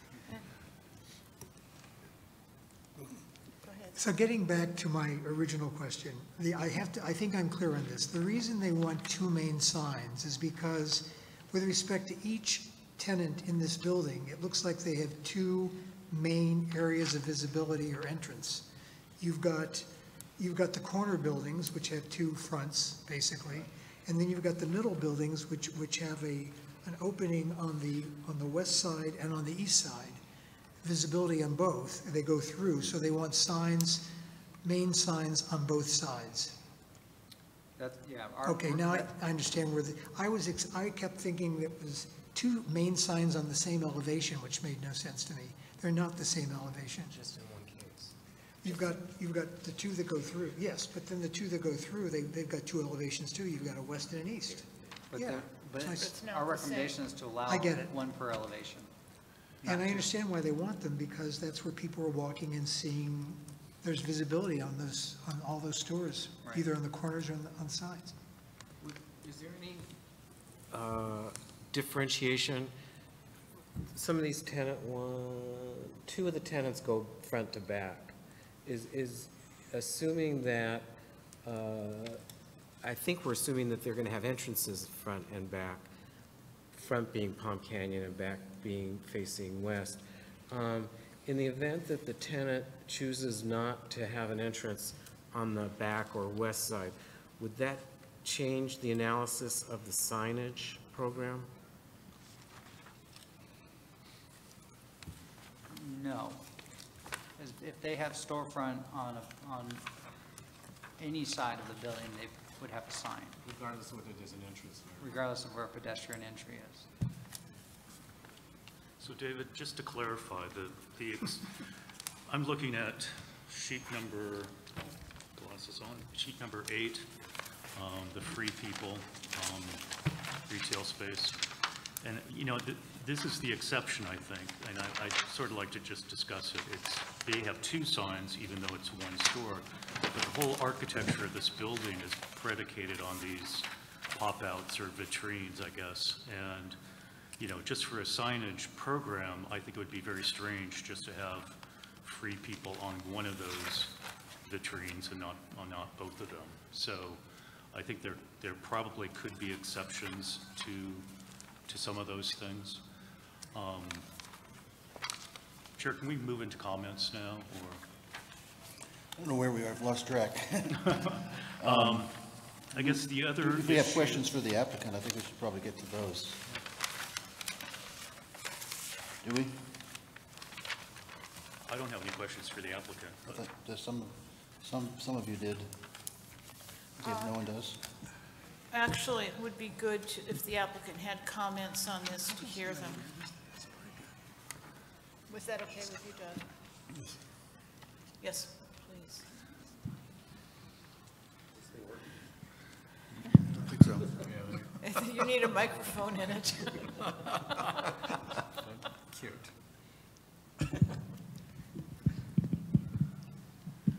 Good afternoon once again. I'm Jim Cross, representing Best Signs, and as you've probably heard me state before, on Block A, I represent the client, and there's literally no design work here of ours.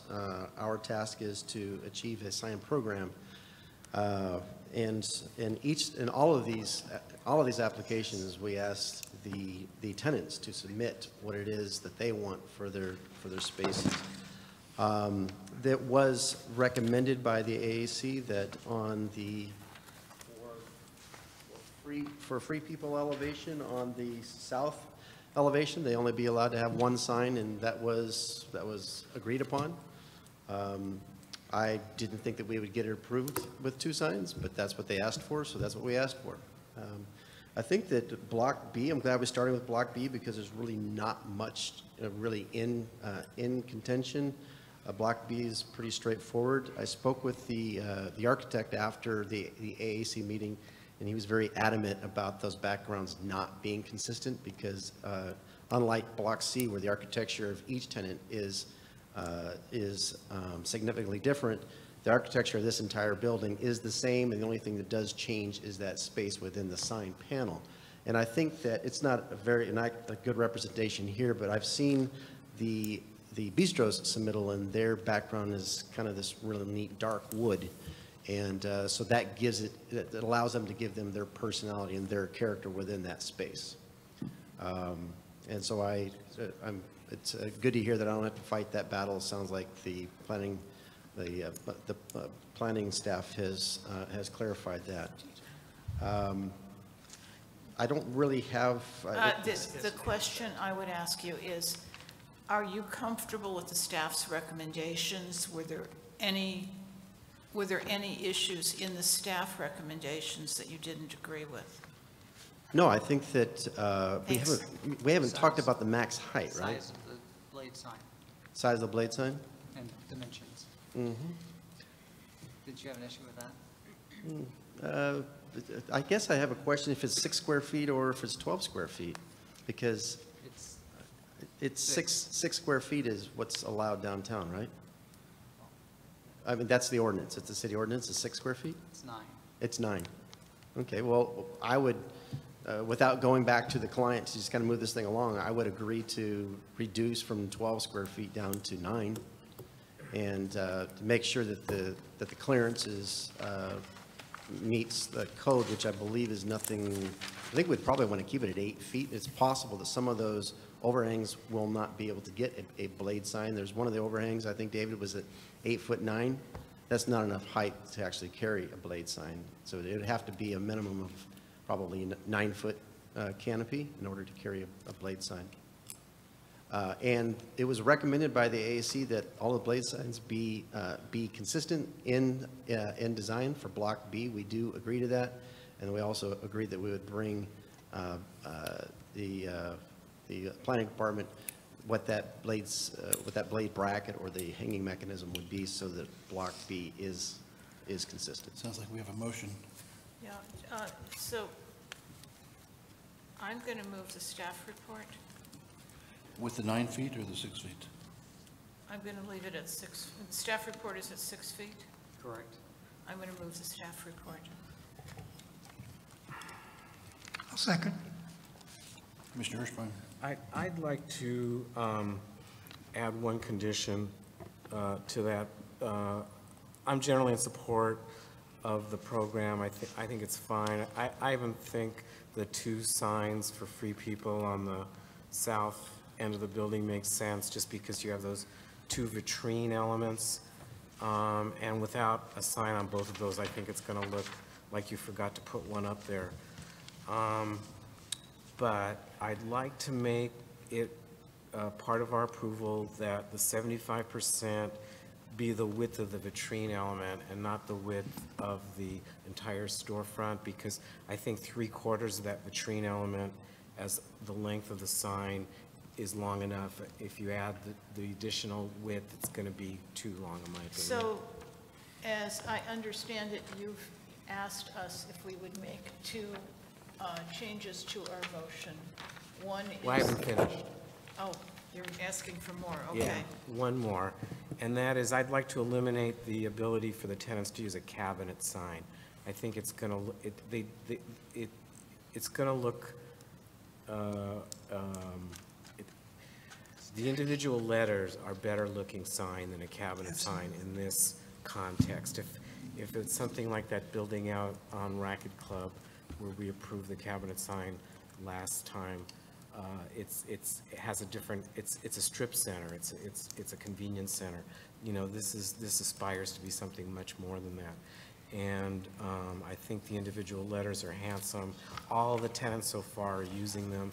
I don't think there's a need to revert to a cabinet sign in the future. So those are my 3 modifications to the staff report. Does anybody else have suggestions? As the maker of the motion, I'm comfortable with all 3 of those as long as the 2 per frontage is limited to the Museum Way and only Museum Way. So are you comfortable with... Main Street, you mean it? Yeah. I am, yes. Or it used to be Main Street. I think it's Museum Way now. Is it Museum Way now? So I think it's evolved. I got it. So the 75% is to the latrine, and the rest consist, no cabinet signs, and blade signs are consistent, correct, in the staff recommendation?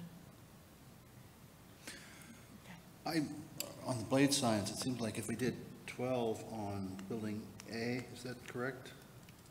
Where did I get that from? My... I think we're at 11. They did 11. Okay, 11, and our code is 9. I'm not sure why we're going down to 6. Maybe staff can explain that. I was supporting staff recommendation. I think it was primarily related to the AAC. When they reviewed the sign program, they felt because of the limited area, Yeah, and I think I agree with that. they made it a fixed dimension, which would be 2 by 3. I So think that the equated config, to B 6. is configured differently than A. And it makes more sense for it to be a bit smaller, I would think. Okay. Yeah, it makes sense. Yes, exactly. All right. Okay, we have a motion on the floor. I think staff understand the motion? Okay, unless there's any further comment, we call the roll, please. Commissioner Donenfeld? Yes. Hirschbein? Yes. Hudson? Yes. Lowe? Yes. Middleton? Yes. Vice Chair Warmick? Yes. And Chair Callardine? Yes. Motion carries unanimously. Okay, we have one more. 3E, Best Signs, Inc., on behalf of DTPSC 15, whatever that is, LLC, to establish a sign program that defines signage criteria for the tenants within 1- and 2-story building located on Block C, the downtown specific plan, at 111 North Palm Canyon Drive on Business Route 111. How about that? Staff report, please.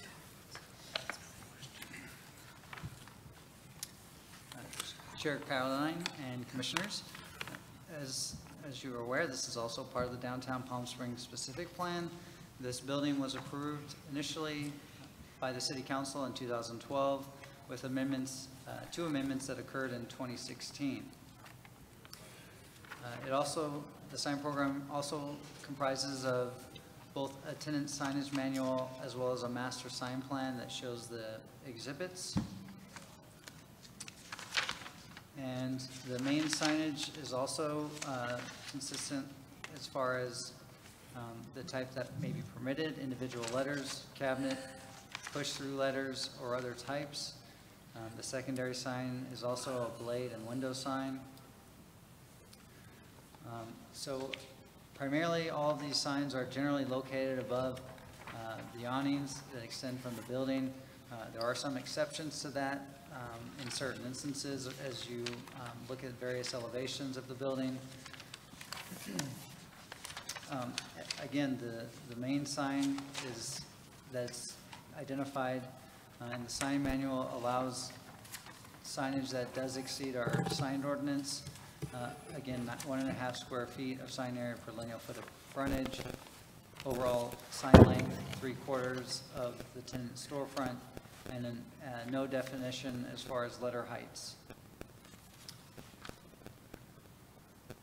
Again, the blade sign and the window signage would be the secondary signage that's permitted for each tenant. And the same deviations that were requested for Block B are being carried forward for this Block 2. So they are requesting signage on the west elevation, which would deviate from our sign ordinance as it is not a street frontage. Main signs are limited to 1 per street front, and they are also requesting duplicate main signs on elevations. They are requesting various types of signs in 3 locations, the individual letters, the blade, and the window signs, whereas our downtown side ordinance limits it to 2 types, your individual letters and either a blade sign or a window sign. They're requesting main signs that exceed letter height, area, and width. And as I noted, those are restricted by the downtown ordinance. So when comparing this sign program with the Block A sign program, they are requesting signage for both the first floor and the second floor tenants. What we see in the master sign plan exhibits for the second floor tenants is essentially 1 sign on the west elevation where the pedestrian entry is located, and that's basically adjacent to the public restroom area as well. The primary identification signage also is slightly more than what was approved on Block A. as I mentioned for Block B, it's 75% of the overall storefront versus the 72% that was approved on Block A. They also are requesting letter heights for this block that exceed what was approved in Block A. So what you have in Block A for letter heights was 36-inch letter heights for the West Elm space. In this program, they have signage that is shown as high as 70 inches, and that would be the H&M tenant. The secondary signage, blade signs on Block A are 11 square feet, and window signage is 3 square feet every alternating window. Here we have 12 square foot blade signs, except the H&M tenant is shown at 39 square feet for a secondary blade sign. And similar to Block B, they are proposing 1 square foot of sign, window sign identification every alternating window, which is less than what was approved on Block A at 3 square feet every alternating window. AAC, when they reviewed this in May of this year, made a number of recommendations, and in the slide here I show those recommendations 1 through 8, as well as the applicant's response to each of those. So the first AAC recommendation was regarding the east elevation. The H&M blade sign is to be the same size as the other blade signs. The applicant agreed to that, but is opposed to limiting the sign dimension. The second recommendation was for the north elevation with respect to the Tommy Bahama sign, and that was to be modified to be the size of a blade sign. The applicant is opposed to that. The third recommendation was that there should be no duplicate signs for tenants on the same frontage, and the applicant is opposed to that as well. And similarly to what we discussed for Block B, that would occur with the Tommy Bahama tenant, where they have they have 3 facades that face 2 streets. The fourth recommendation was on the west elevation, signs 18 and 19, which are unidentified tenant. The tenant names are not identified, they just are generic placeholders for a tenant sign. And that was that they not have the same main sign on that elevation. So the applicant does accept that recommendation. Number 5 was the H&M wall sign. That was sign number 23 to match the same size as the sign on the east elevation. So the sign on the west elevation, they recommended that be the same size as the east elevation. The sign mounted on, the sign mounting details is to match the architecture. The applicant generally accepts that, but notes that they are opposed to all hardware bracket details matching around the building. They would prefer that it only is relevant to the architecture of the relevant facade. Number 7, the 7th recommendation was that the square footage to be consistent with the sizes shown except the secondary blade sign. So again, similar to what they said on Block B, was that they are generally okay with the signage as it was being shown for each of the tenants that were identified. And then lastly, the blade signs, they are making a recommendation consistent with Block B in that it should be no larger than 2 foot by 3 feet, and that the sign bottom should be 9 feet to 10 feet. In order to expedite this, why don't we just consider a motion on the table that just starts with the Architectural Advisory Committee thing and uses that as a basis to move forward? I think I have some comments I'd like to get. I would much rather discuss it, and I'd rather use staff recommendation as a basis. Okay. If we're going to use a basis, I think we start with our staff. Would you want to have a motion on the floor so we can discuss it? Not yet. I want him to go through the staff recommendation first. Trying to get some sort of, okay. All right, we'll have discussion. Who would like to discuss? Commissioner Erskine. But can we hear what the staff recommendation is? Not the AAC, but the staff itself. Sure. So our recommendation is what you see Basically, everything that they've agreed to or accepted on this slide, we've carried forward. The areas where we differ or disagree with the applicant are basically those that the AAC recommended. So where the AAC did recommend made recommendations on Tommy Bahama and duplicate signs, we did also carry that forward. The only thing that we basically didn't carry forward was the bottom of the blade signs. And that would be something that staff, we feel comfortable we would be able to handle as they came in. So that was essentially the only difference between the AAC's recommendation and our recommendation. Could you clarify what your recommendation is on Tommy Bahama? And what the page is? It is to carry forward the AAC's recommendation. Which is what? Which is to only have essentially 2 main signs, not a third.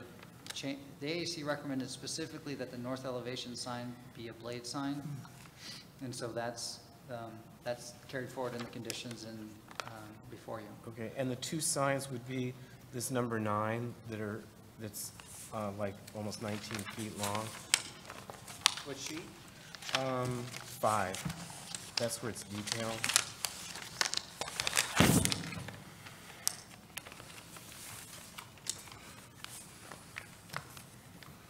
Which sign number? 9, bottom right. So that would be on the east elevation. That sign would be okay as it's presented. That's on the east elevation. Tommy Bahamas has an east elevation? So it's on the next sheet, sheet 6, number 11. Okay.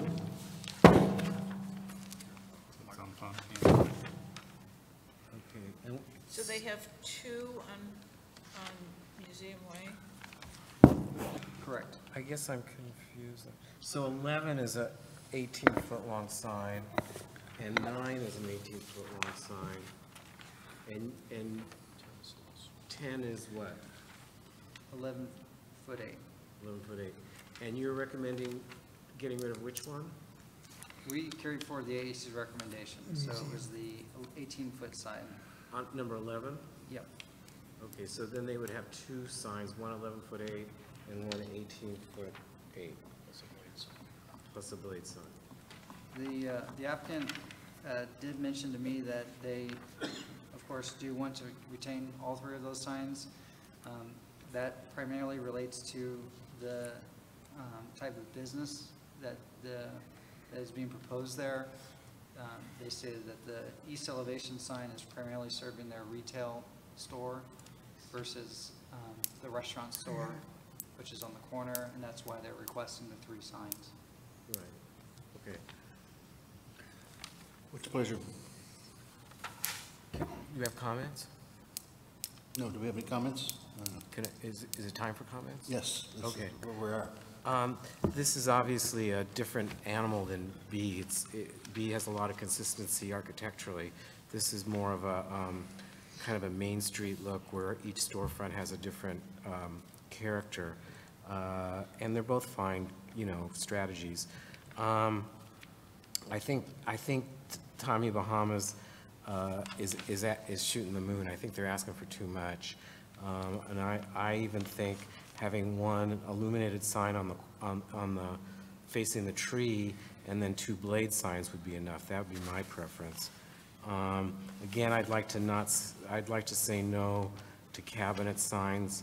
I think H&M is kind of going overboard too. They have 3 signs on the Palm Canyon facade, plus all the signs in the windows that they can have.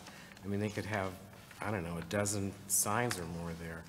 I don't think they need that hanging sign and the blade sign, so I would be against that hanging sign. They could have the blade sign, that's fine, that's what we're doing there. And I'm not sure about that other H&M sign in the Paseo, because there's not even an H&M facade back there, it's on the restaurant. So There's an H&M entrance back there, isn't there? No. There's a second entry on the south side of the building. Yeah, no, that's number 25, that's fine. But what's 23 is on the restaurant, it's on Il Corso. Well, no, El Corso's further down. No, here's Il Corso, look, here's Il Corso. Oh, wait, here's this. Let me just show you, here's Il Corso. That, Here's 23. Actually, there's a discrepancy between the site map Oh, and the elevations. because I'm showing a very, very different look here. Oh, I'm sorry. Is 23 on the site plan incorrect then? correct. That 23 is actually supposed to be further to the left on the building. Oh, It's supposed to be here. Oh, okay, okay, well, forget that comment then. So 23 is where their entry is, correct? right. No, Yeah, if it's on their building, that's it's a on their whole building. different thing. I thought it was on the It should restaurant. be where you've got Yeah, it's moved. lines drawn. It's shown as Yeah. moved. On our drawings, there's a hand. Oh, somebody drew that, Yes. okay, got it. Page 9. Yep. And then I'm going to throw this out there because I think it's important. I don't know if I'm going to get any buy-in from the rest of the commission on this, but I think that for the purposes of this specific building, other than, in addition to no cabinet signs, I'd like to see these signs be of the halo type. I think that the big facades that they're on will allow them to be constructed in such a way that they will be very visible, and to use the face backlit plexiglass sign types, the channel letter sign types, will be kind of garish, especially the height of that H&M sign. That's a lot of backlit plexiglass for our main street, our pedestrian precinct. But, so that's where I'd like to see the resolution going. Okay, any further comments? Is that a motion? Yeah. I think Michael's made some good points, and I agree with you on the lighting of the signs. With respect to Tommy Bahamas, though, I really think that since they've got two operations going at the same time, one is retail and one is restaurant, and I think they try to keep them, for identity purposes, slightly different. It looks to me like the first two signs, the one that's sort of on the corner and the one that's on the Palm Canyon side, highlight the retail part of the business, and the sign on Museum Way is really highlighting the restaurant. So I can see why they would want three signs. There's no retail. Tommy Bahama has retail, But not here. no, facing Palm Canyon. They have it facing Palm Canyon, I'm but it's saying- only restaurant, isn't it only restaurant facing Museum Way? In the corner, Yeah, in the so corner. So that's they, where they're asking for two signs. and that I understand why they would want to do that, because that's their restaurant. And the one on Palm Canyon stands alone because that's their I retail would entrance. be sympathetic to that. So I don't have a problem with the three signs for Tommy Bahamas. Okay, we have a motion on the floor. Doug, you're proposing some amendments to that? Michael, do we can have a you motion? restate your motion? And I'm going to second it, and then we'll see if, Madam Vice Chair, yes, we would request you to restate your motion and the conditions of the motion. Okay, so it's approving the staff report with the following modifications. Number one, that there be no cabinet signs allowed under the sign program, since there's none anyway contemplated under current tenancies. That the channel letters be of the halo type rather than plex face due to the size of some of them and the amount of plexiglass and the pedestrian nature that we're trying to establish on Palm Canyon. And I would, yeah, so I think that's it, because staff had two illuminated Tommy Bahama signs and one blade sign, is that right? Yeah, so I'll go with staff on that. That's what Doug is seeking? No, I wanted all He wanted three. all three Okay, I illuminated. probably went over. But since he's going for three and I wanted one and staff wants two, I'll stick with staff. Why don't we have a vote on the amendment to go from 2 to 3? if that's what, I'm not going to stand on this issue. It's not that big a deal. I'll second it if you. Actually, I'm okay with 3 as well. You are? Yeah, Okay. so am I. So I think. Well, then you might want to amend your motion, Michael. Let's see, I'll let it go to a vote. Let's make an amendment, consider it an amendment to the motion on the floor Okay. to allow for 3 Tommy I make Bahama such an signs. amendment. And we'll just have let's have a roll call vote on this. Now, what are You we need a voting on? second on the amendment. I'm going to get in trouble real quick, all right? I just wanted to just state that we do have an H&M representative that drove 2 hours from LA. He sat through all of the previous meetings. And he's got to drive back 2 hours, so if you would give him his 3 minutes. Sure. He would probably appreciate that. Okay. Sorry.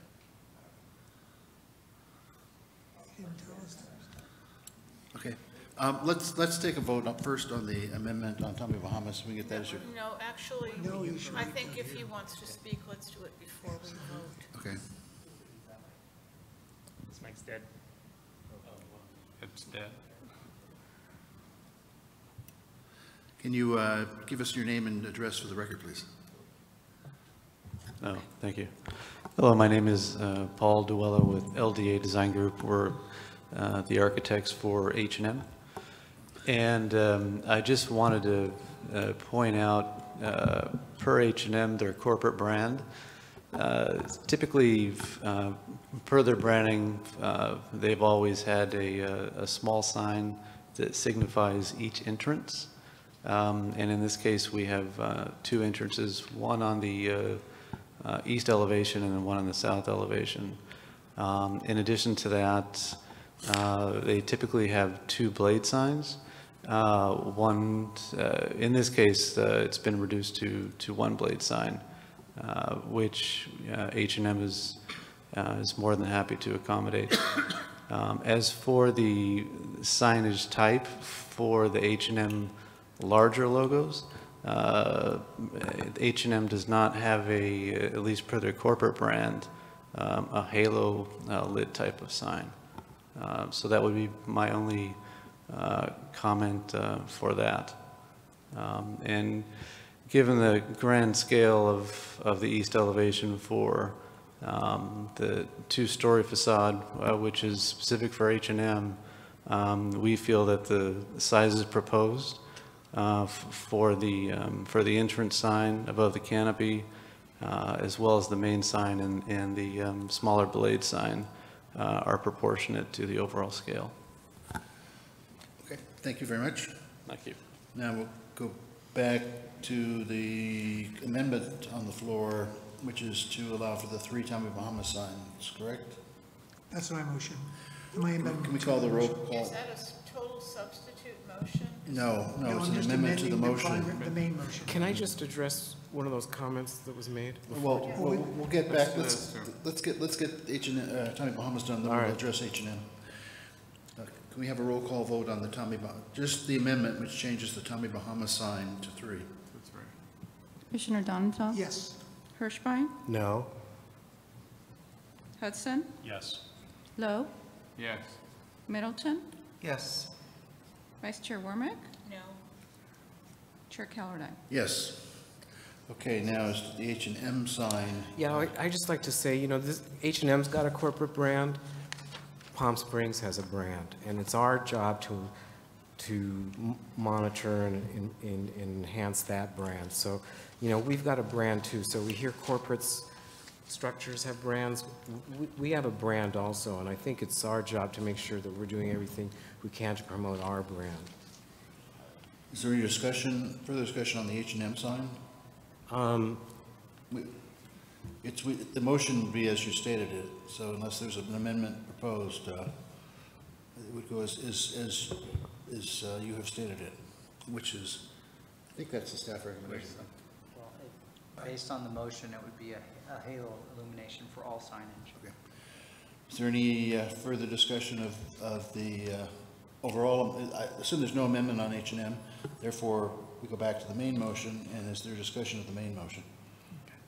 I would like to get a further understanding of what we are dealing with when we're talking about a halo sign versus what would be the type of sign that H&M is proposing that is consistent with their branding. I'm not sure I understand the choice we're being asked to make here. Okay. Could we have the Best Signs maybe give us the distinction here between the two types of signs? I was going to talk to that again. This thing, yeah. Yeah, a halo lit letter is a fabricated letter that has a solid metal face, and the interior illumination, therefore the light bounces back onto the wall. And a front lit letter, which is essentially what has been approved for Block A. West Elm is a sign that lights through the face.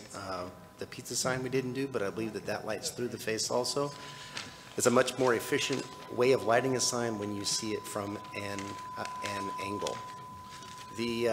When you have a reverse channel letter, when you see it, say, out at the town center, and you have Macy's or something that it's seen from a great distance, then a reverse channel letter works well. However, when you see a sign at an angle, and it is when you are essentially silhouetting that letter, you lose distinction of that letter form. So to just say that all signs to be reverse channel letter for this building would be a severe mistake.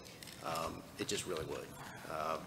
And it hasn't been contention for Block A, Block B, nor was it any contention with the. You know, you were just asked to describe the difference, not argue one way or the other. So is this, as we're looking at it, is this the halo type? Yeah, those are capital, those are all halo lit signs. And Block A was? Block A was different because they were on a canopy and there was no facade for it to shine back onto.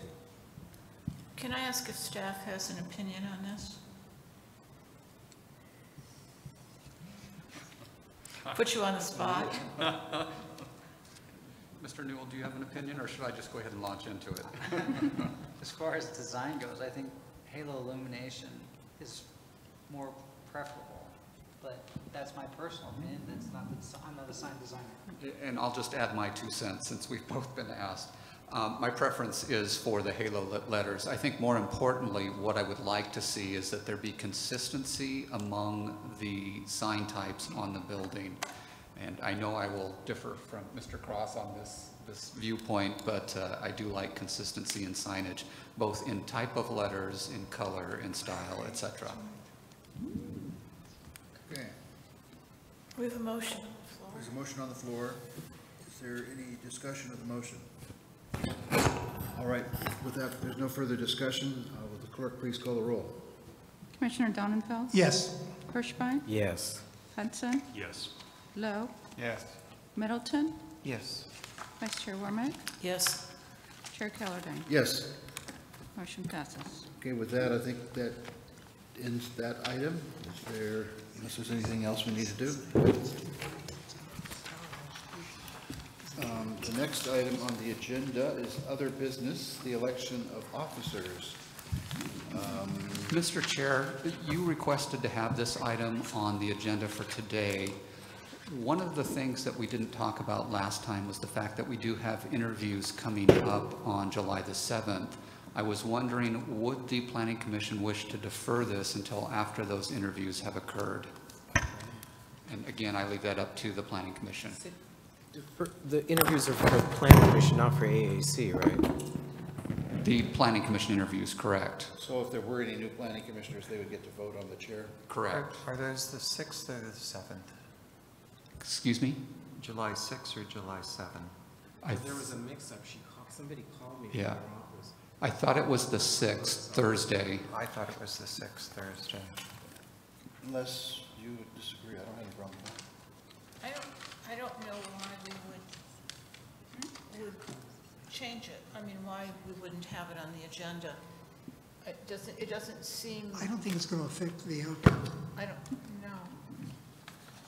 Let's try it. Can we, I would just assume vote it, get it done now. I'll make a motion. Okay. I move that we elect Kathy Wormick to serve as our chair, and that we elect Lynn Callardine to serve as our vice chair. I'll second that. I'm sorry, let's just do one motion at a time if okay. we can. All right, I move that Kathy Wormick be elected as chair. I'll second that. Is there a discussion?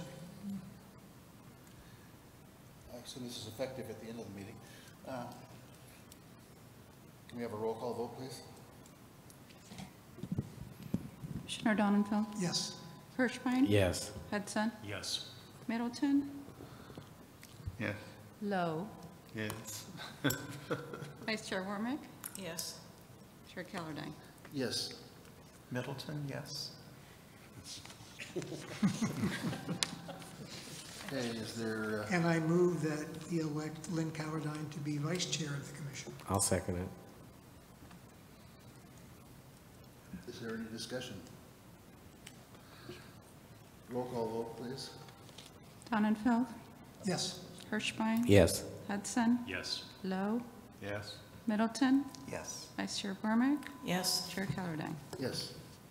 And I wanted to thank Chair Callardine for his service for the last year. As would I. Thank you very much, Mr. Chair. Thank God it's over. With that, Planning Commission reports, requests, and comments. Any updates on project at Alejo and Palm Canyon?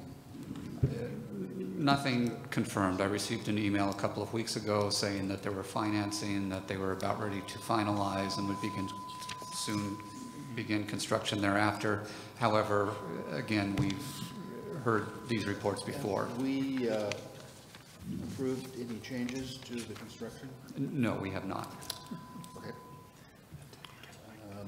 Any other Planning Commission comments and questions? Two. One was just, as I've gone back and looked at city council minutes and at planning commission minutes, they used to be organized by topic where you could switch. You could identify which topic you were going to, like 2C, and now they're just linear and you have to go in and guess where that topic is when you're trying to find a discussion. And I'm wondering, do you know if they have changed the format, or are they just, because it's much less user-friendly than it used to be? Yeah, I'm sorry, I don't know. That would be a question for the city clerk.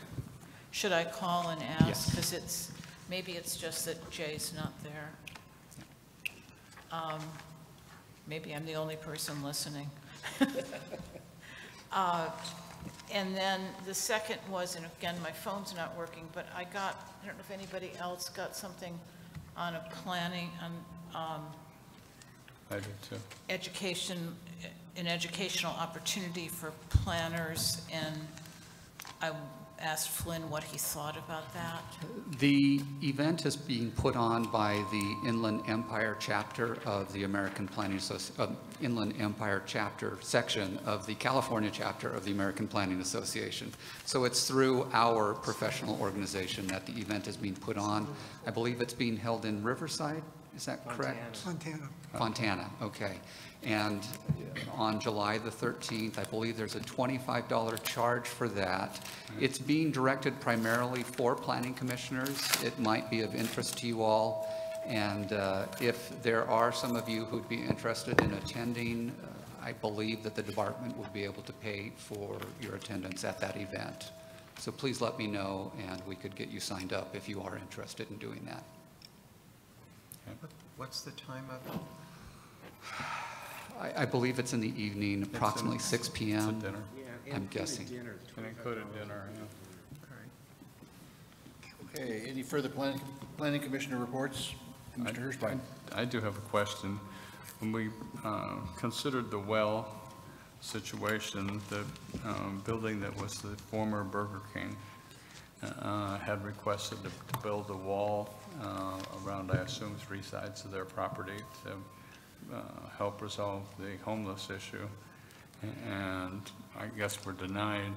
And then we talked about it, and what's the logic in terms of the rules that you can't put a wall up unless you build new construction or major reconstruction. From a zoning standpoint, the zoning code requires a limit on the height of the wall and where you place the wall. From a construction standpoint, that's regulated by the Building and Safety Department, and so I don't know if I can answer that specific question. They would be permitted to put walls around their property to a certain height limit under the zoning code. In terms of building code requirements, they would have to meet footings, wind load, construction requirements, etc. I don't know exactly why they were denied. Okay, then I misunderstood. I thought they weren't allowed to build a wall at all. No, that's incorrect. Okay, thank you. Planning Director reports? Or, no, sir. Yeah, there was 2 subcommittees that I was part of, and I just wanted to see what the update on when we would be meeting. One was on the Dream Hotel, and the other was on some finalizing on the downtown landscape project. In terms of the Dream Hotel, we were trying to get you together, but you all weren't available when the applicant was available. So we have to wait until she is back, and we'll let you know as soon as Do we know? We don't know when that is. No, I don't know when that is. She's in Europe, I think. She's on Facebook. She'll be with back me. in a few days. And then on the second one, I don't have an answer for you on that one either. I haven't had any requests from the City Council subcommittee members to get together yet. Is that a City Council subcommittee, or is it just the Planning Commission It subcommittee? was, my memory was that it was a joint meeting on those issues, but it would include us. On the fountain design Right. and the shade structure design? Yeah. Now, did they accept our recommendations for final, or did it go to them? I will apologize, I cannot remember. I need to give you all a caveat. Keep in mind that we process over 1,600 applications and reviews every year. And I cannot, I don't have Marvin Roos's memory in that I can't remember the specific details of every case. And so I will apologize. I don't remember if they accepted them exactly as you had forwarded those to them. But it wouldn't have, no, actually, it was either a final with us unless one of them pulled it as an appeal to City Council. So did they pull it? They did not pull it. Which was that, the Dream? No, this was the downtown design guidelines, because that was a final as it came through us, I think. And I don't believe they didn't pull it for City Council discussion. Planning Director reports.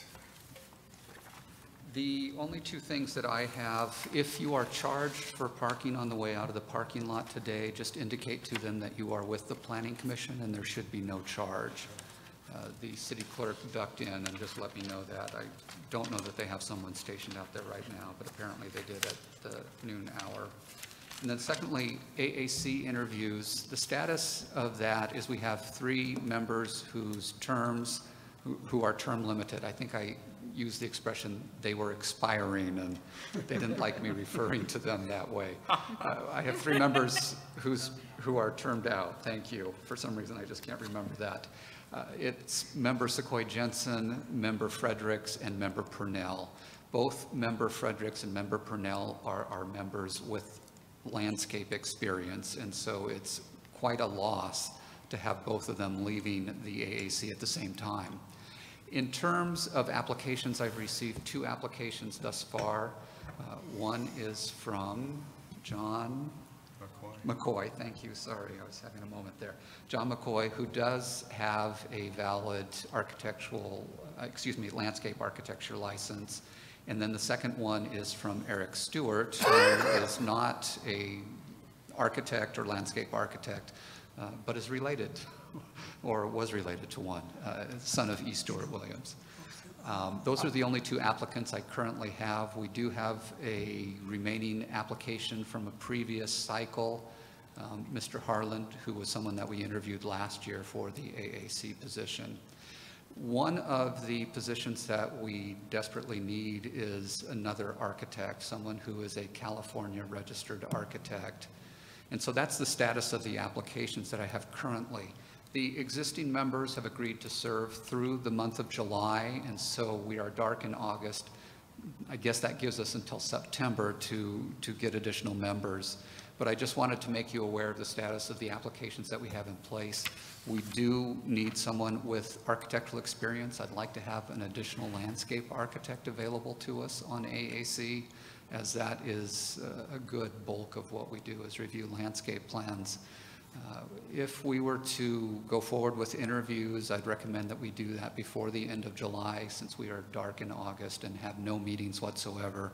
I'm assuming that most of you all have vacations scheduled for that month as well, and so we might look at doing it towards the end of the month. Is there only one AAC meeting in July? There is only one. We were originally scheduled to have a meeting on July the 3rd, but we would not have been able to get a quorum on that date because it's the day before a holiday. So it's what day? So the other date is July the 17th will be the only AAC meeting during the month of July. Flynn, That's a Monday. before we had interviews, before our meeting, like at a study session, and if you need to have interviews this time, I think it might make sense to do it before our second meeting. If we have people, we have a quorum here. Okay. Let me throw one more thing into the mix. I will not be here on July the 26th. I don't know that I necessarily need to be here for the interviews, since you all are the ones who are Set them at selecting. a different date. Okay. So I'll just throw that out there that I Why don't you unfortunately. pick a date? Okay. Okay. Let me go ahead and do that, and I'll send you all an email prior to our next meeting on July the 12th. Lynn, That question. meeting is adjourned. A process for you. If we have individuals that have applied and we find them to be qualified and we do not fill all of the positions, are we not able to fill at a later date when we get a valid applicant? Yes, you absolutely could do that with the understanding that we would be one member short. We do have an alternate member who has been serving, Sheila Miller, and so that would give us 7 members, even with one seat that remained vacant. Does she typically show up on a regular basis? She has, although she has been out for the last 3 months because of some rather extensive surgery that she had, but she's recovered now. But that would leave us with only one architect? That would still leave us with actually 2 architects, 2 Sean architects. Lockyer and Maria Song. Okay. Okay. Meeting is adjourned till, what's the next meeting date? July 10th? the 12th. 12th. July, 12th. and then we're having another meeting on July 26th. So 2 meetings in July, no meetings in August. No meetings in August. But you won't be with us on the 26th. And the 2 meetings I will in not be July here on the are in 26th. this room or in the convention center here, I guess. We are here, I believe. And can we do something about the temperature and the dry? As has been explained to me, in terms of